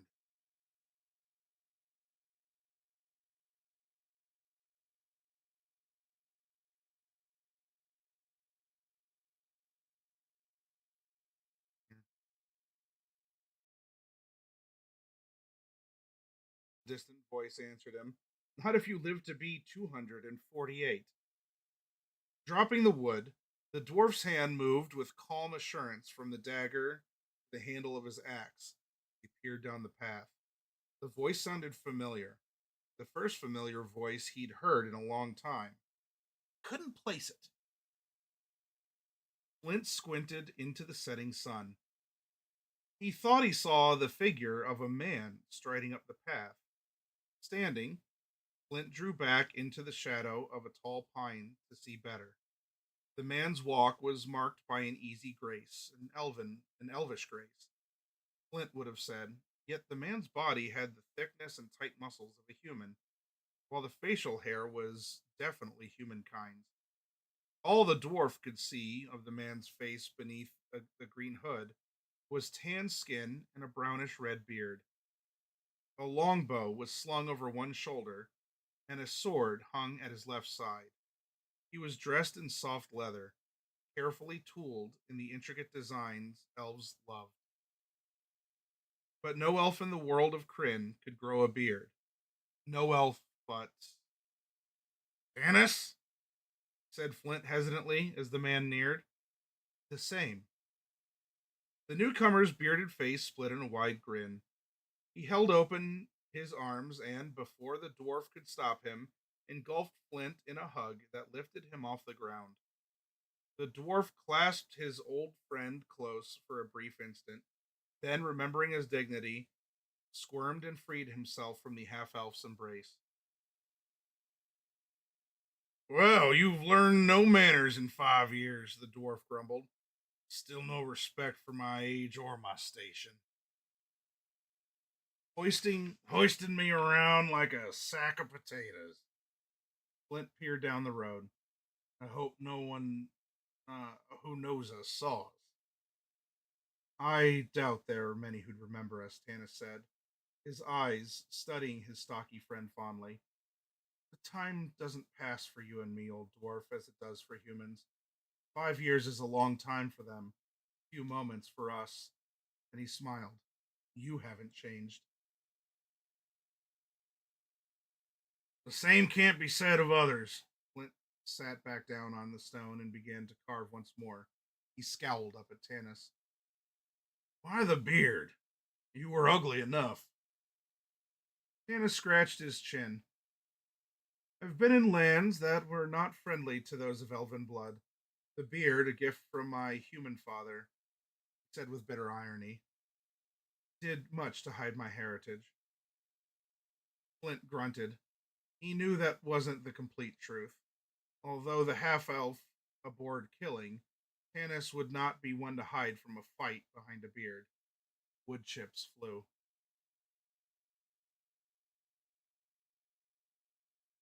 I've been in lands that were not friendly to anyone of any kind of blood. Flint turned the wood in his hand, examining it. But we're home now. All that's behind us. Not from what I've heard, Anna said, drawing his hood up over his face again to keep the sun out of his eyes. The High Seekers in Haven appointed a man named Hedrick to govern as High Theocrat in Solace, and he's turned the town into a hotbed of fanaticism with his new religion. Tanis and the dwarf both turned and looked down into the quiet valley. Lights began to wink on, making the homes in the trees visible among the Valenwood. The night air was still and calm and sweet, tinged with the smell of wood smoke from the home fires. Now and again they could hear the faint sound of a mother calling her children to dinner. I've heard of no evil in Solace, it said quietly. Religious persecution, inquisitions. Tanis's voice sounded ominous coming from the depths of his hood.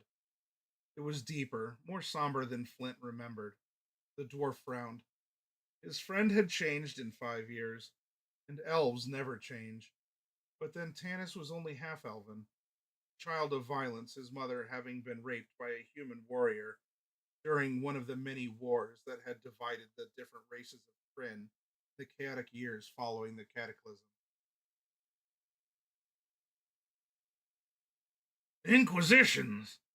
That's only for those who defy the new High Theocrat, according to rumor, Flint snorted. No, I don't believe in the secret gods. Never did. But I don't parade my beliefs in the street. Keep quiet and they'll let you alone. That's my motto. The high seekers in Haven, are still wise and virtuous men. It's just this one rotten apple in Solace, spoiling the whole barrel. By the way, did you find what you sought? Some sign of the ancient true gods, Tanis asked. Or peace of mind? I went seeking both. Which do you mean? Well, I assume one would go with the other, Flint growled.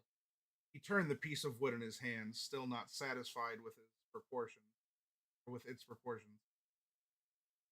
Are we gonna stand here all night, smelling the cooking fires, or are we going into town and get some dinner? Go, Tanis waved.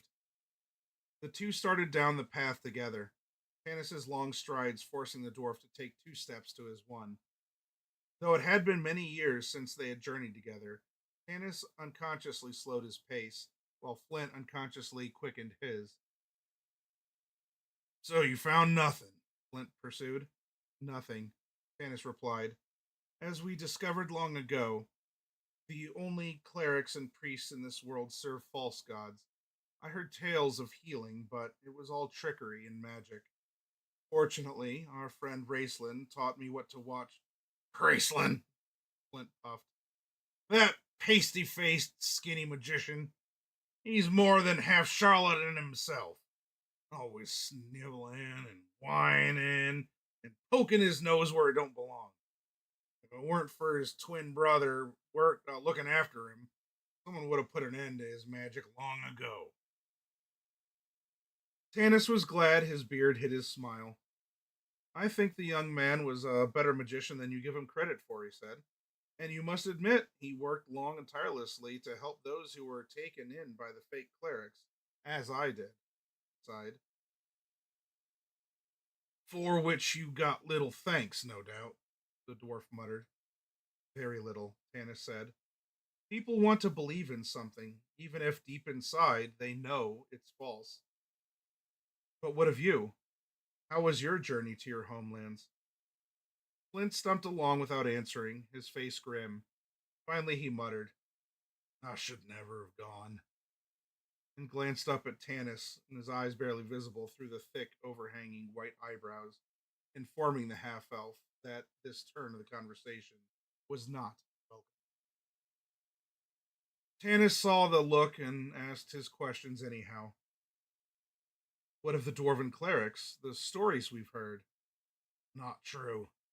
And clerics vanished 300 years ago during the cataclysm, so say the elders. Much like the elves, Tanis mused. I saw. Tanis held out a warning hand. Flint came to a dead stop. What? He whispered. Tanis motioned. Over in that grove. Flint peered toward the trees, at the same time reaching for the battle axe that was strapped behind his back. The red rays of the setting sun glistened briefly on a piece of metal flashing among the trees. Tanis saw it once, lost it, then saw it again. At that moment, though, the sun sank, leaving the sky glowing a rich violet and causing night shadows to creep through the forest's trees. Flint squinted into the gloom. I don't see anything. I did, Tanis said. He kept staring at that place where he'd seen the metal, and gradually his elven sight began to detect the warm red aura cast by all living beings, but visible only to the elves. Who goes there? Tanis called. The only answer for long moments was an eerie sound that made the hair raise on the half elf's neck. It was a hollow, whirring sound that started out low, then grew higher and higher, and eventually attained a high pitched, screaming whine. Soaring with it came a voice.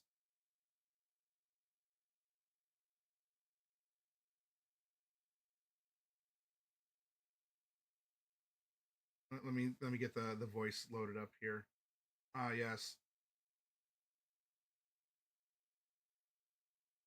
Um, Elven Wanderer, turn from your course and leave the dwarf behind.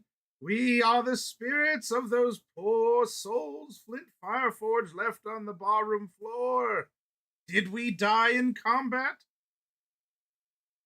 The spirit voice soared to new heights, as did the whining, whirring sound accompanying it. No, we died of shame, cursed by the ghosts of the grape for not being able to outdrink a hill dwarf. Flint's beard was quivering with rage, and Tanis, bursting out laughing, was forced to grab the angry dwarf's shoulder to keep him from charging headlong into the brush. Damn the eyes of elves! The spectral voice turned merry. And damn the beards of the dwarves! Wouldn't you know it, Flint groaned. Tasselhoff Burrfoot.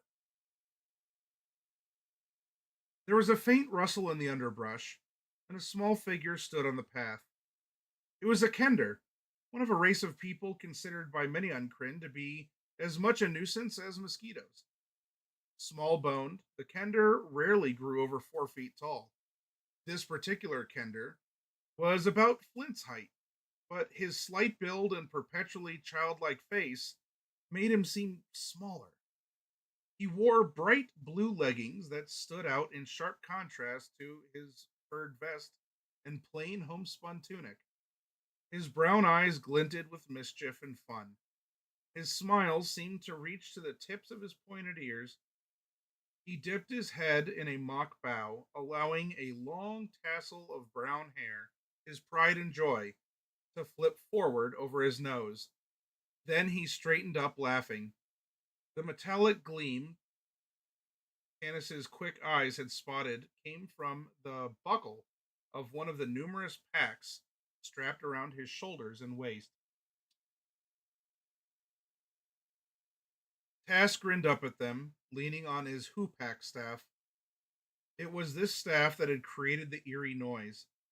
Tanis should have recognized it at once, having seen the Kender scare off many would-be attackers by whirling his staff in the air, producing that screaming whine. A Kender invention, the hoopak's bottom end was copper-clad and sharply pointed. The top end was forked and held a leather sling. The staff itself was made out of a single piece of supple willow wood. Although scorned by every other race on Kryn, the hoopak was more than a useful tool or weapon to a Kender. It was his symbol. New roads demand a hoopak, was the popular saying among Kenderkind. It was always followed immediately by another of their sayings, no road is ever old. Tasselhoff suddenly ran forward, his arms wide open. Flint! The Kender threw his arms around the dwarf and hugged him. Flint, embarrassed, returned the embrace reluctantly, then quickly stepped back. Tasselhoff grinned, then looked up at the half-elf. Who's this? He gasped. Tanis! I didn't recognize you with a beard. He held out his short arms. No thanks, said Tanis, grinning. He waved the Kender away. I want to keep my money pouch. With a sudden look of alarm, Flint felt under his tunic. You rascal! He roared and leaped at the Kender, who was doubled over laughing. The two went down in the dust. Tanis, chuckling, started to pull Flint off the Kender. Then he stopped and turned in alarm. Too late, he heard the silvery jingle of harness and bridle, and the whinny of a horse. The half-elf put his hand on the hilt of his sword, but he had already lost any advantage he might have gained through alertness. Swearing under his breath, Tanis could do nothing but stand and stare at the figure emerging from the shadows. It was seated on a small, furry-legged pony that walked with its head down as if it were ashamed of its rider. Gray, mottled skin sagged into folds about the rider's face. Two pig-pink eyes stared out at them from beneath a military-looking helmet. Its fat, flabby body leaked out between pieces of flashy, pretentious armor. A peculiar odor hit Tanis. He wrinkled his nose in disgust. Hobgoblin, his brain registered. He loosened his sword and kicked at Flint. But at that moment, the dwarf gave a tremendous sneeze, sat up on the Kender. Horse! Said Flint, sneezing again. Behind you, Tanis replied quietly. Flint, hearing the warning note in his friend's voice, scrambled to his feet. Tasselhoff quickly did the same. The hobgoblin sat astride the pony, watching them with a sneering, supercilious look on his flat face. His pink eyes reflected the last lingering traces of sunlight. You see, boys, the hobgoblin stated, speaking the common tongue with a thick accent, what fools we are dealing with here in Solace. There was gritty laughter from the trees behind the hobgoblin. 5 goblin guards, dressed in crude uniforms, came out on foot. They took up positions on either side of their leader's horse. Now, the hobgoblin leaned over his saddle. Tanis watched with a kind of horrible fascination as the creature's huge belly completely engulfed the pommel. I'm Viewmaster Toad, leader of the forces that are keeping Solace protected from undesirable elements. You have no right to be walking in the city limits after dark. You are under arrest. Viewmaster Toad learned to lean down to speak to a goblin near him.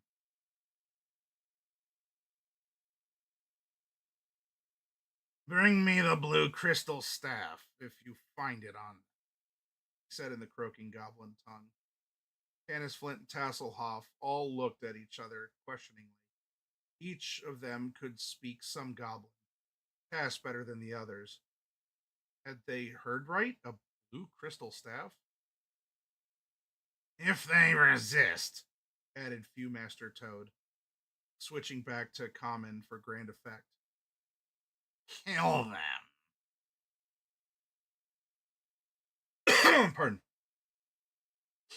With that, he yanked on the reins, flicked his mount with a riding crop, and galloped off down the path toward town.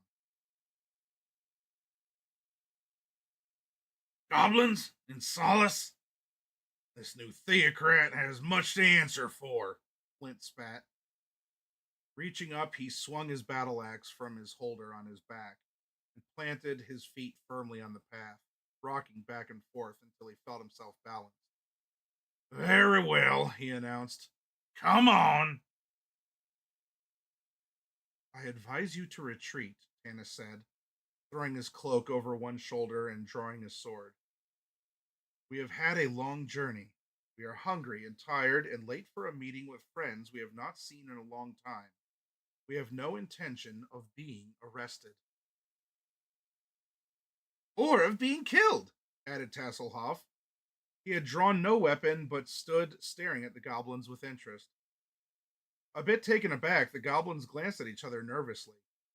One cast a baleful look down the road where his leader had vanished.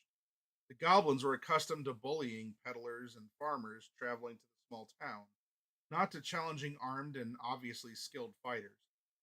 But their hatred of the other races of Kryn was long-standing. They drew their long, curved blades. Flint strode forward, his hands getting a firm grip on the axe handle. There's only one creature I hate worse than a gully dwarf, he muttered, and that's a goblin. The goblin dove at Flint, hoping to knock him down. Flint swung his axe with deadly accuracy and timing. A goblin head rolled into the dust, the body crashing to the ground. What are you slime doing in solace? Tanis asked, meeting the clumsy stab of another goblin skillfully. Their swords crossed and he held for a moment. Then Tanis shoved the goblin backward. You work for the High Theocrat? Theocrat? The goblin gurgled with laughter. Swinging its weapon wildly, it ran at Tanis. That fool? Our Viewmaster works for the...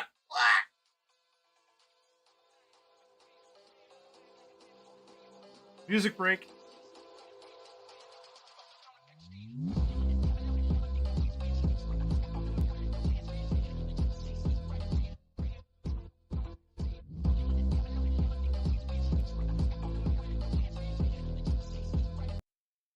Welcome in, Draco Magnus. We are reading the Dragonlance Chronicles. We're getting a start in this venerable series. Let's give a shout out.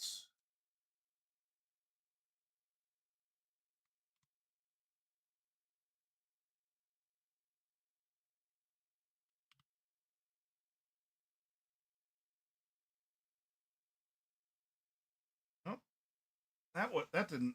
Well, all right. So there's someone named Draco underscore. Hang on. Let me. You know what? If only I had a bookmark for just such an occasion. I can use both hands to type.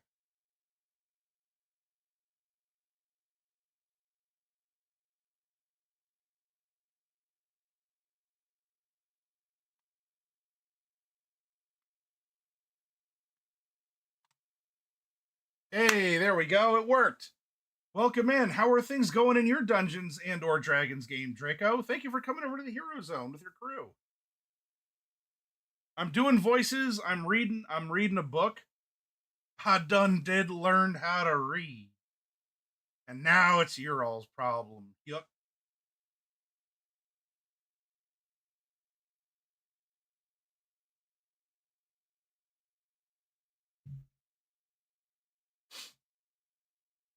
Mute again. Am I muted? Can you hear me?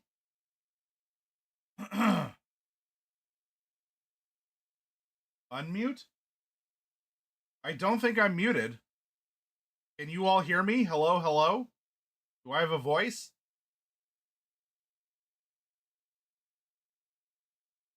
Hello, hello?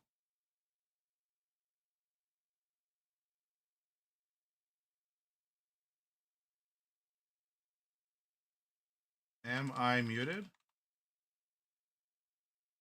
I shouldn't be.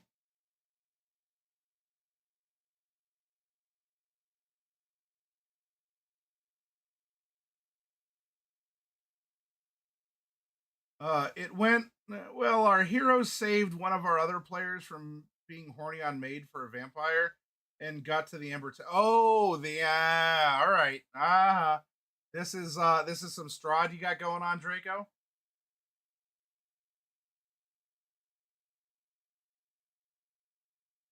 Hey, Triad. Oh yeah, D&D in a castle. Yep. 4-day immersive treat, providing both newcomers and seasoned players an unparalleled D&D experience. Escape into a 4-day campaign with more than 24 hours of time by world-class dungeon master.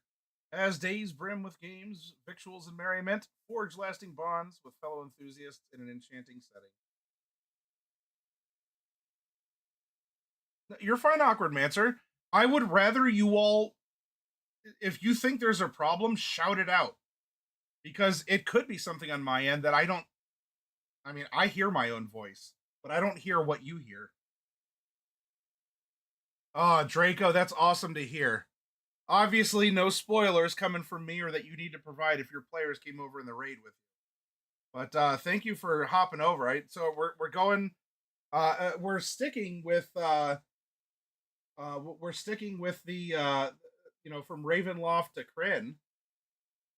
Right here. So there's that.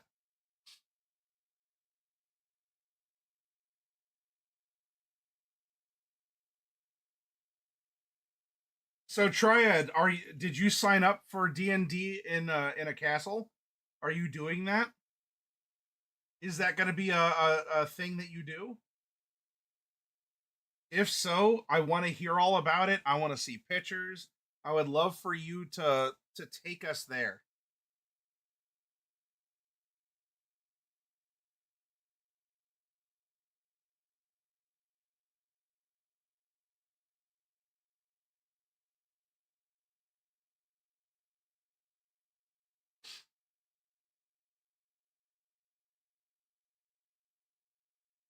Now let's see. We were having a fight with goblins. One moment here.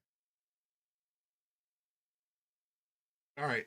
There's only one creature I hate worse than a gully dwarf, he muttered, and that's a goblin.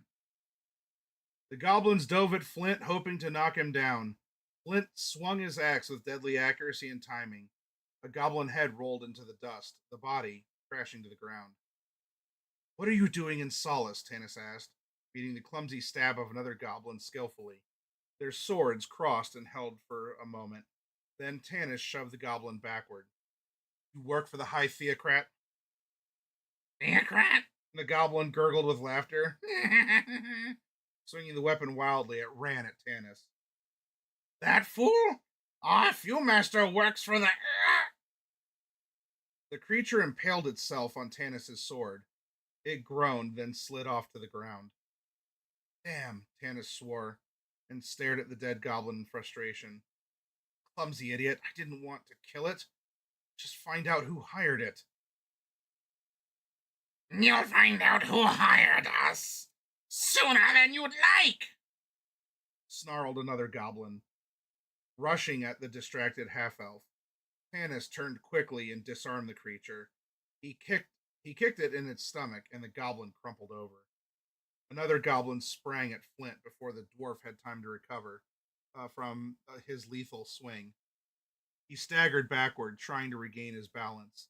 Then Tasselhoff's shrill voice rang out. These scum will fight for anyone, Tanis! Throw them some dog meat once in a while, and they're yours forever. Dog meat? The goblin croaked and turned from Flint in a rage. How about Kender meat, you little squeaker? The goblin flapped toward the apparently unarmed Kender, its purplish red hands grasping for his neck. Cass, without ever losing the innocent, childlike expression on his face, reached into his fleecy vest, whipped out a dagger, and threw it all in one motion. The goblin. There was a sound of flapping feet as the remaining goblins fled. The battle was over.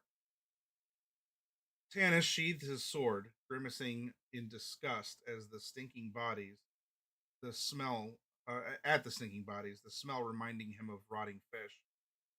Flint wiped black goblin blood from his axe blade. Cass stared mournfully at the body of the goblin he killed. It had fallen face down, his dagger buried underneath. I'll get it for you, Tanis offered, preparing to roll the body over. No, Taz made a face. I don't want it back. Can never get rid of the smell, you know. Tanis nodded. Flint fastened his axe in its carrier again. The lights of Solace grew brighter as darkness deepened. The smell of the wood smoke on the chill night air brought thoughts of food and warmth and safety. The companions hurried their steps. They did not speak for a long time, each hearing Flint's words echo in his mind. Goblins in Solace. Finally, however, the irrepressible Kender giggled. Besides, he said, that dagger was Flint's.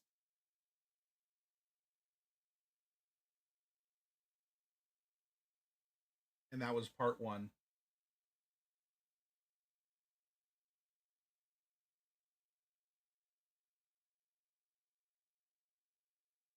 I was talking about the inn being 40 feet up in the Valenwood tree. This is what all the structures in Solace look like, except the blacksmith shop. Hi, Blue Joy.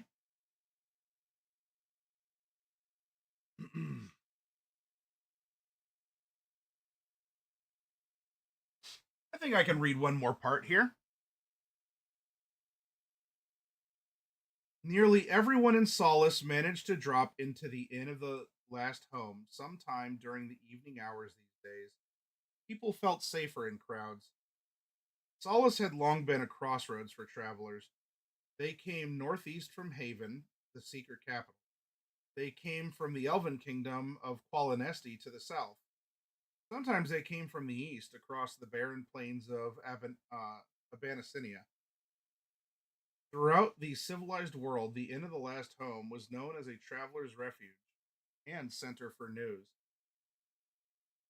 It was to the inn that three friends turned their steps. The huge, convoluted trunk rose through the surrounding trees. Against the shadow of the Valenwood, the colored panes of the inn's stained glass windows glittered brightly, and sounds of life drifted down from the windows.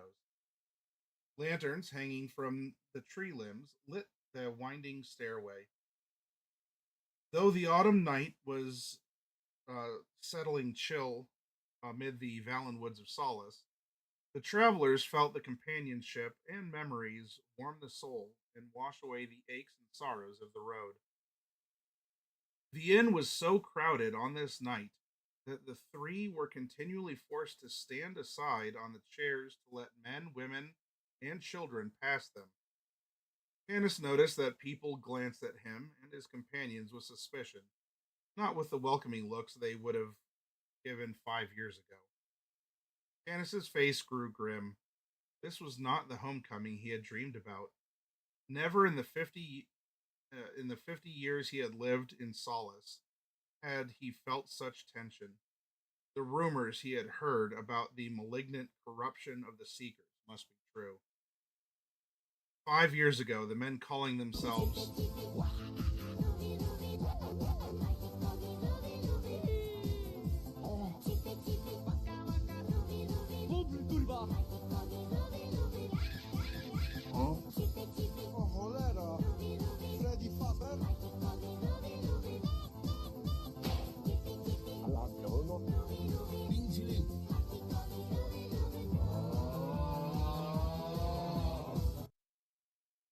Hey, welcome in, Raiders from Coffee Cat Presents.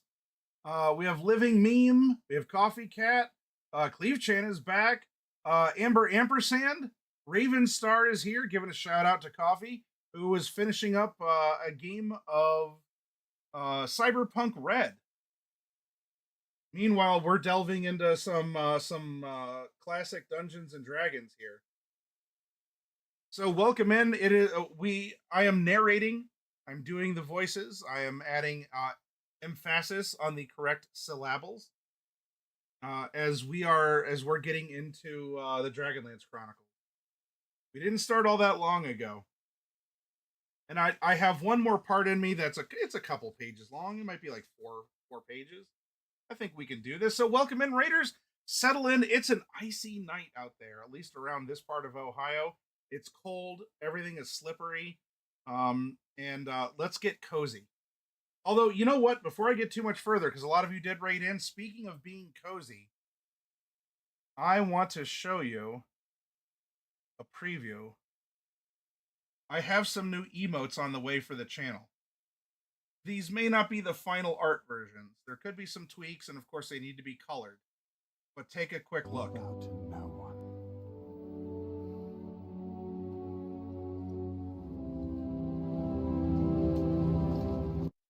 Raven Star. Thank you so much, Raven. And you have very much earned that red belt with the black stripe on it. You are so close. You are so close to your black belt, Raven. I appreciate it. Cleve Chan. Oh, meatballs and spaghetti. Were they spicy meatballs? That sounds tasty. I wish I could have spaghetti. I can't justify the carbs though. Spaghetti squash is good, or zucchini, like a spiral cut zucchini. That's really good stuff. But here, get cozy like Biddy. All right. But here, take a quick look as we're going through things. Some emotes on the way for the channel. I had a couple new slots open up. So let's take a look. We have 2 for Awe the Store Ghost. So we have Oof and Smooch. Oof and Smooch. And of course, Awe, classic porcine orc. 10 out of 10 would recommend your orcs are like Awe. Then we have here Carrie Dismuth, otherwise known as Carrie. Here she's having a raid. It's one of the few times she seems to be like super happy. And this is kind of cringy, bro. Not gonna lie, kind of cringy. Yeah, that's cringy. Oh, very inexpensive, Cleve Chan. Then we have our barmaid mascot, Yedna, proprietress of the Tumbled Wench. Probably very comfy, not quite the like the Inn of the Last Home. But here, some sort of unsettling realization. And also, villain arc? What's happening here? What's going on? Why does she have the snaggletooth and it's not the kind that makes you go, oh, whoa, or ooh, whoa? Then, of course, we get to Biddy the Bit Snake. And if you thought that this was fun, oh, look at my boy. Look at Biddy Party. Look at my boy. Oh, I love him.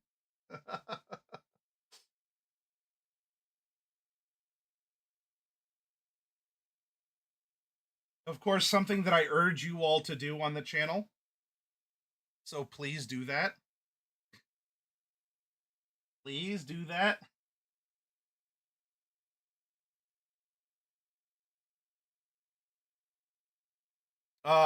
Naziro, I don't know if you're still around, but you might be able to appreciate this one.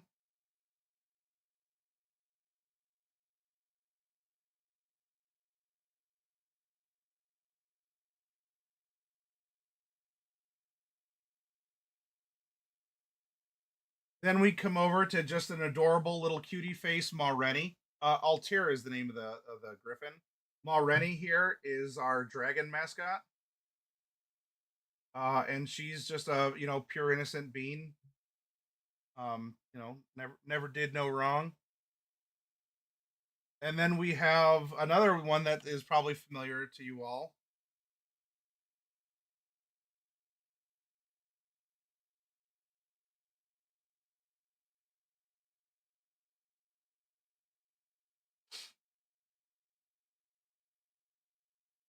It's a little hard, when you have the when you have the the muzzle, right? Prizzy the prize goblin. She is Sag. Do I have a Sag? I think I have a Sag.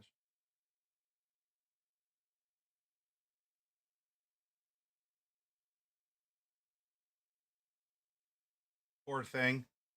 However, Prizzy is she is one who gives out prizes. She she is very generous. And normally she's in a good mood. It's just, maybe not so much here. And we all have those days. So you had a bad day. And so here she wants to give you something special. So she's offering it. Reach out and grab it. The difference between a prize goblin and a loot goblin.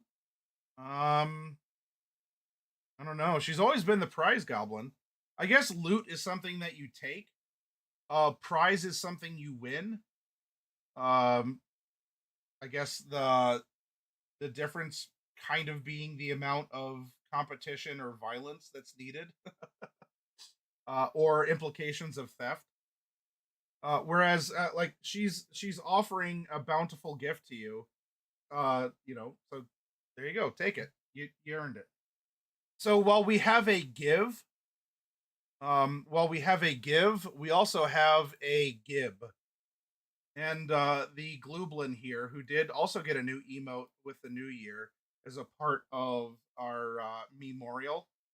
So this is the second Glublin emote. This was the first. This is Gib. Gib. Gib. Gib. You see how it's reaching out? Gib.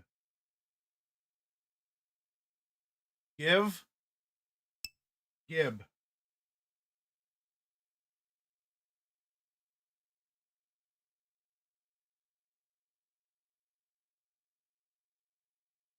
And then lastly, hell yeah. I have I have my second emote now. I have one emote. It's howdy. And now here I am. I got my boomer juice. My well, this is kind of like boomer juice. It's not Monster Zero or any of the zero sugar sodas I drink. It might as well be though, for as much as I chug this down. But here is 20-year-old boomer me with my can of boomer juice, being like, "Hello, fellow kids, how you doing? I too am a youngster, akin to you."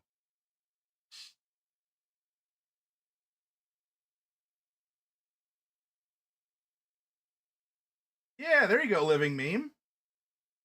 And these are going to get added to the ones that you already have unlocked.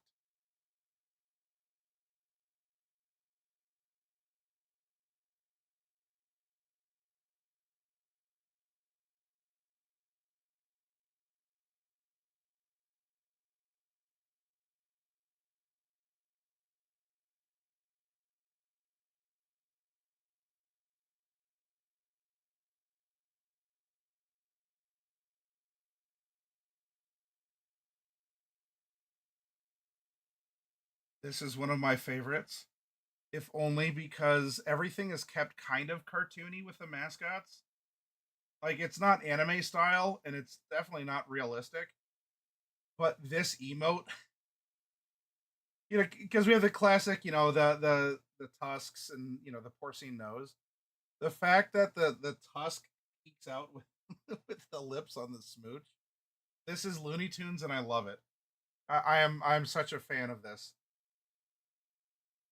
Earlier today, I saw some very young neighbors struggling to use some crappy old string to tie down their trunk for safety because they had a large tote in the back.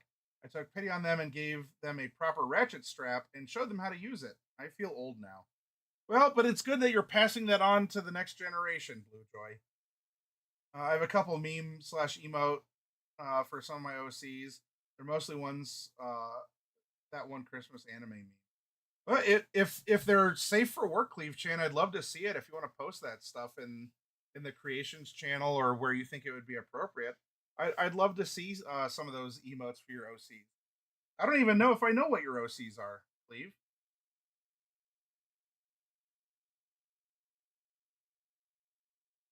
Anyway, back to the story. It's not hard to find. Ninja's not just of the body, but of the mind. Uh, we're getting the party together here. The huge convoluted trunk rose through the surrounding trees. Against the shadow of the Valenwood, the colored panes of the in stained glass windows glittered brightly, and sounds of life drifted down from the windows. Lanterns hanging from the tree limbs lit the winding stairway. Though the autumn night was settling chill amid the Valenwoods of solace, the travelers felt the companionship and memories warm the soul and wash away the aches and sorrows of the road. The inn was so crowded on this night that the three were continually forced to stand aside on the stairs to let men, women, and children pass them.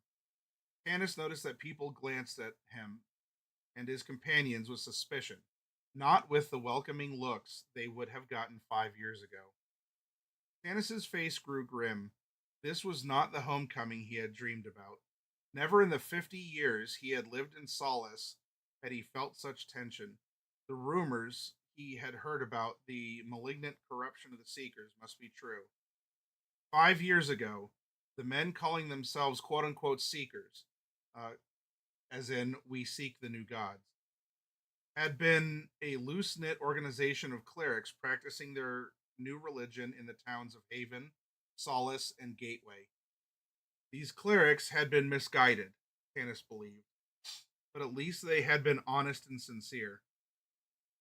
In the intervening years, however, the clerics had gained more and more status as their religion flourished. Soon they became concerned not so much with glory in the afterlife as with power on Kryn. They took over the governing of the towns with the people's blessing. A touch on Tanis's arm interrupted his thoughts. He turned and saw Flint silently pointing below. Looking down, Tanis saw guards marching past, walking in parties of four. Armed to the teeth, they strutted with an air of self importance. At least they're human, not goblin, Tass said. That goblin sneered when I mentioned the High Theocrat, Tanis mused, as if they were working for someone else. I wonder what's going on. Maybe our friends will know, Flint said. If they're here, Tasselhoff added, a lot could have happened in 5 years. They'll be here, if they're alive, Flint added in an undertone. It was a sacred oath we took. Meet again after 5 years had passed. Report what we had found out about the evil spreading in the world. To think we should come home, find evil on our very doorsteps.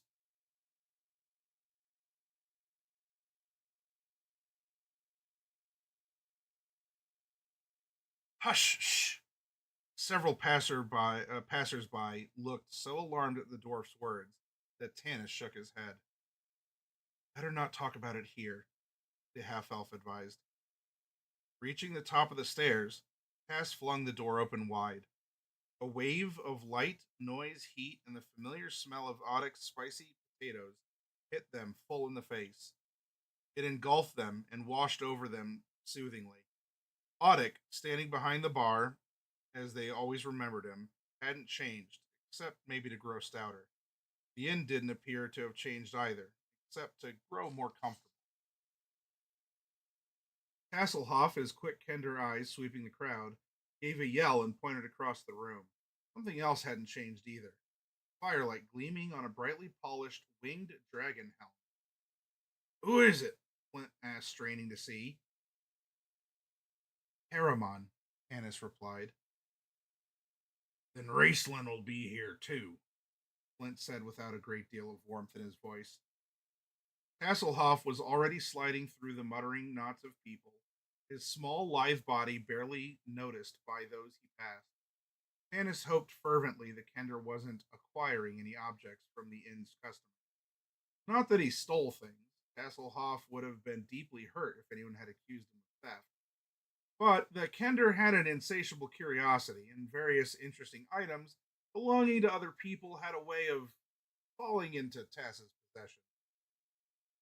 The last thing Tanis wanted tonight was trouble. He made a mental note to have a private word with the Kender. The half-elf and the dwarf made their way through the crowd with less ease than their little friend. Nearly every chair was taken, every table filled. Those who could not find room to sit down were standing, talking in low voices. People looked at Tanis and Flint darkly, suspiciously, or curiously. No one greeted Flint, although there were several who had been long-standing customers of the Dwarven Metals. The people of Solace had their own problems, and it was apparent that Tanis and Flint were now considered outsiders. A roar sounded from across the room, from the table where the dragon helm lay reflecting light from the fire pit. Tanis's grim face relaxed into a smile as he saw the giant Caramon lift little Tass off the floor in a bear hug. Flint, wading through the sea of belt buckles, could only imagine the sight as he listened to Caramon's booming voice answering Tasselhoff's piping greeting. Caramon better look to his purse, Flint grumbled, or count his teeth. The dwarf and the half-elf finally broke through the press of people in front of the long bar. The table where Caramon sat was shoved back against the tree trunk. In fact, it was sitting in an odd position. Tanis wondered why Audic had moved it when everything else remained exactly the same. But the thought was crushed out of him, for it was his turn to receive the big warrior's affectionate greeting. Tanis hastily removed the longbow and quiver of arrows from his back before Caramon hugged them into kindling. My friend! Caramon's eyes were wet. He seemed about to say more, but was overcome by emotion. Tanis was also momentarily unable to talk. This was because he'd had his breath squeezed out of him by Caramon's muscular arms. Where's Raceland? He asked when he could talk. The twins were never far apart. There! Caramon nodded toward the end of the table. Then he frowned. He's changed, the warrior warned Tanis. The half-elf looked into a corner formed by an irregularity of the Valenwood tree. The corner was shrouded in shadow, and for a moment he couldn't see anything after the glare of the firelight. Then he saw a slight figure sitting huddled in red robes, even in the heat of the nearby fire. The figure had a hood cast over his face. Tanis felt a sudden reluctance to speak to the young mage alone, but Tasselhoff had flitted away to find the barmaid, and Flint was being lifted off his feet by Caramon. Tanis moved to the end of the table. Raceland, he said, feeling a strange sense of foreboding. The robed figure looked up. Tanis, the man whispered as he slowly pulled the hood off his head. The half-elf sucked in a breath and fell back a pace. He stared in horror. The face that turned toward him from the shadows was a face out of a nightmare. Changed, Caramon had said. Tanis shuddered. Changed wasn't the word. The mage's white skin had turned a golden color. It glistened in the firelight with a faintly metallic quality. Looking like a gruesome mask, The flesh had melted from the face, leaving the cheekbones outlined in dreadful shadows. The lips were pulled tight in a dark, straight line. But it was the man's eyes that arrested Tanis, held him pinned in their terrible gaze. For the eyes were no longer the eyes of any living human that Tanis had ever seen. The black pupils were now the shape of hourglasses. The pale blue irises Tanis remembered now glittered gold. I see my appearance startles you, Raceland whispered. There was a faint suggestion of a smile on his thin lips. Sitting down across from the young man, Tanis swallowed. The name of the true gods, Raceland. Flint popped into a seat next to Tanis. I've been hoisted into the air more times today than Rorks! Flint's eyes widened. What evil's at work here? Are you cursed? The dwarf gasped, staring at Raceland. Caramon took a seat next to his brother. He picked up his mug of ale and glanced at Raceland. Will you tell them, Race? He said in a low voice. The word out into a hiss that made Tanis shiver.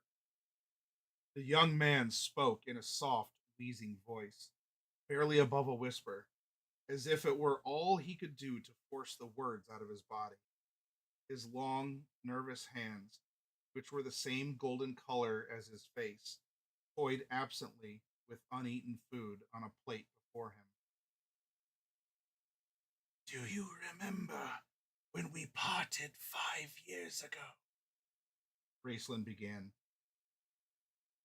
My brother and I planned a journey so secret I could not even tell you, my dear friends, where we were going.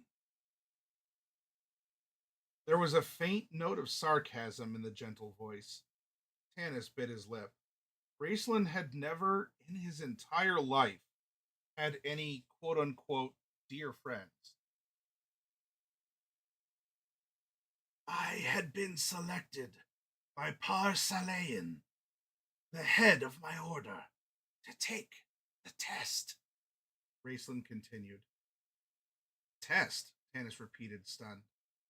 But you were too young. What, 20? The test is given only to mages who studied years and years. You can imagine my pride, Raceland said coldly, irritated at the interruption. My brother and I traveled to the secret place, the fabled Towers of High Sorcery. And there, I passed the test. The mage's voice sank. And there, I nearly died. Caramon choked, obviously in the grip of some strong emotion. It was awful, the big man began, his voice shaking. I found him in that horrible place, blood flowing from his mouth, dying. I picked him up and... Enough, brother! Raceland's soft voice flicked like a whip. Caramon flinched. Tanis saw the young mage's golden eyes narrow, the thin hands clench. Caramon fell silent and gulped down his ale, glancing nervously at his brother. There was clearly a new strain, tension between the twins. Raceland drew a deep breath and continued.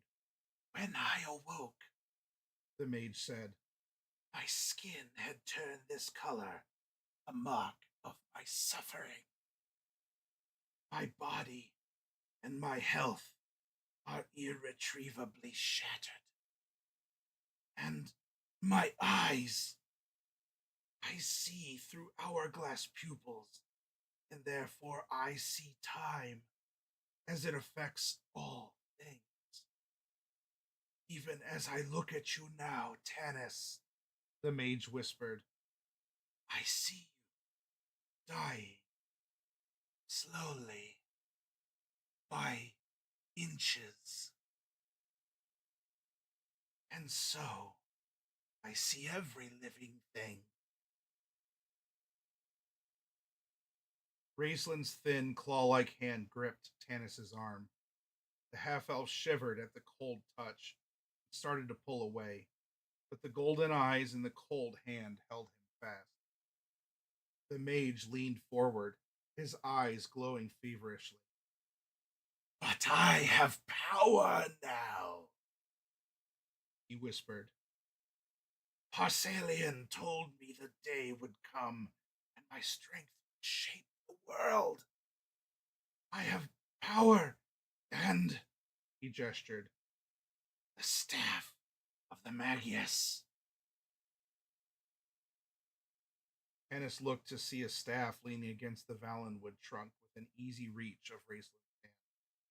It was a plain wooden staff, a ball of bright crystal, clutched in a disembodied golden claw, carved to resemble the talon of a dragon, gleamed at the top. Was it worth it? Ennis asked quietly. Raceland stared at him, then his lips parted in a caricature of a grin. He withdrew his hand from Tanis's arm, folded his arms in the sleeves of his robe. Of course, the mage hissed. Power is what I have long sought, and still seek. He leaned back, and his thin figure melted into the dark shadow, till all Tanis could see were the golden eyes glittering in the firelight. Ale, said Flint, clearing his throat and licking his lips as if he would wash a bad taste out of his mouth. Where's that Kender? I suppose he stole the barmaid. Here we are, cried Tass's cheerful voice. A tall, young, red-haired girl loomed behind him, carrying a tray of mugs. Caramon grinned. Now, Tanis, he boomed. Guess who this is? You too, Flint.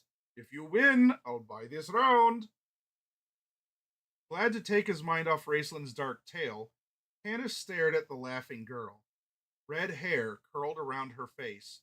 Her green eyes danced with fun.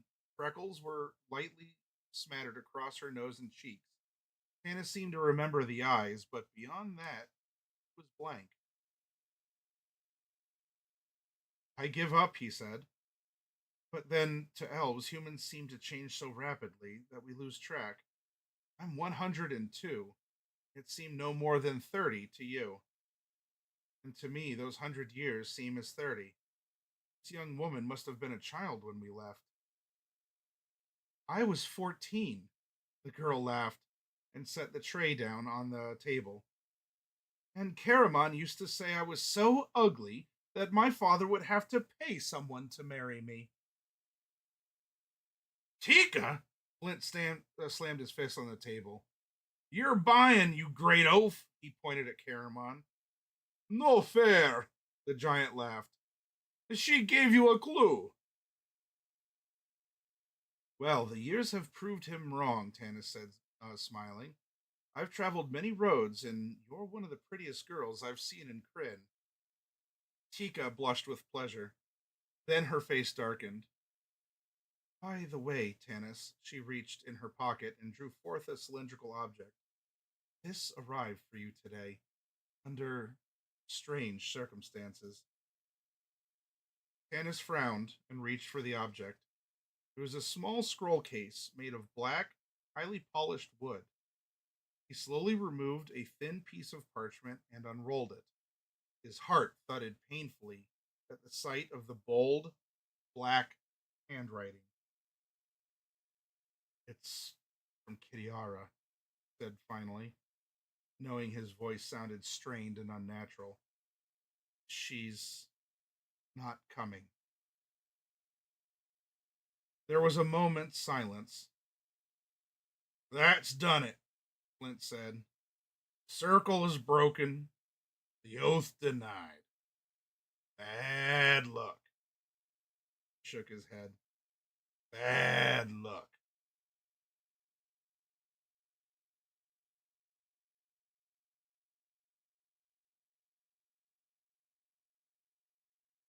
Have a good night, Living Meme. Thank you for hanging out.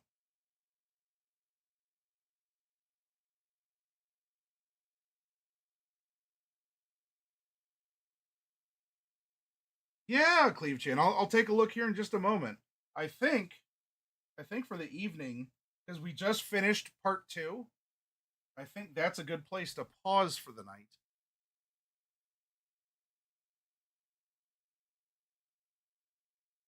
Did you? Was I doing a good job? I know there's a couple times when the lighting, like I had to go back and read a little bit. Were my voices distinct for you? Were you enjoying the story that I was reading to you all? Do you want me to continue the story tomorrow night as well?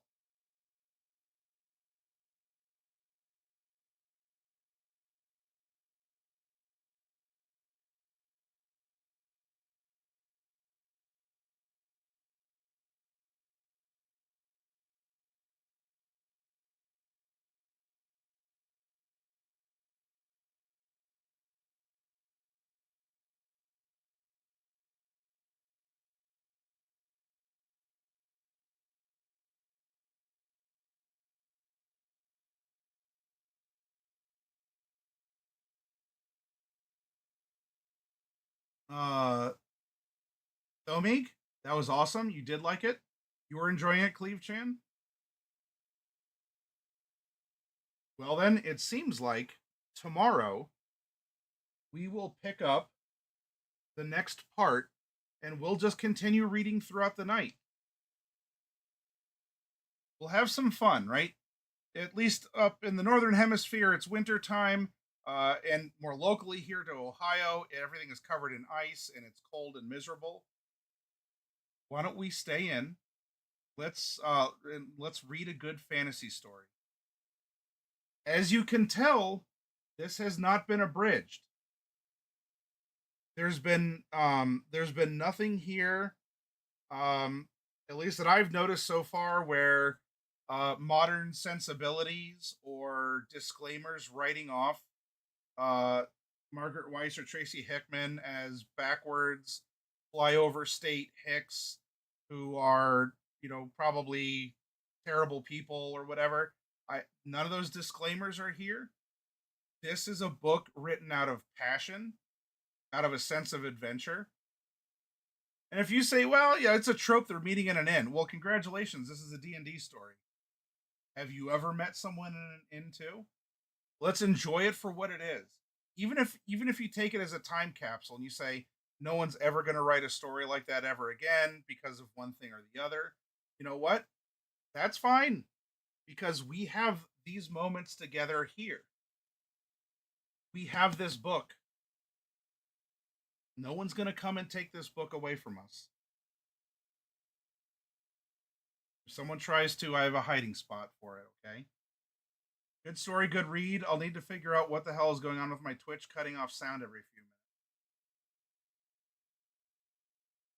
minutes. Now, what I will do, let's go from the fantasy world of Kryn to the fantasy world of pre-Renaissance Poland? Question mark.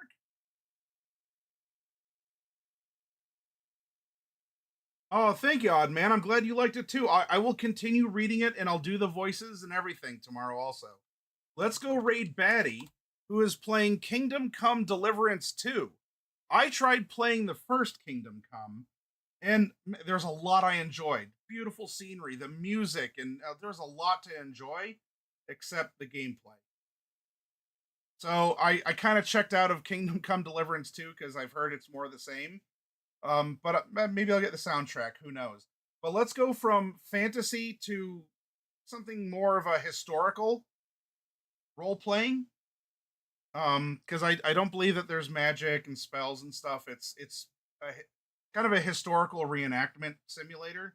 A historical RPG. But Batty's a lot of fun. He is a fellow dungeon master.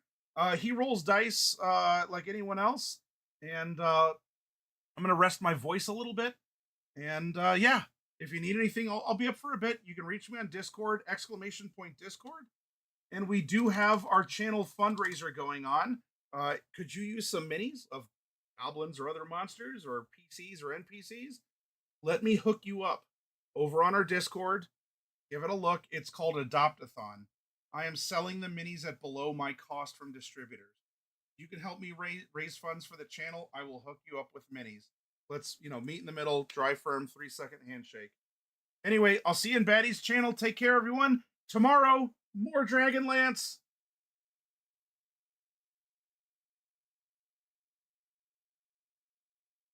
That poor sheep's gonna starve now. Nah, the sheep will be fine.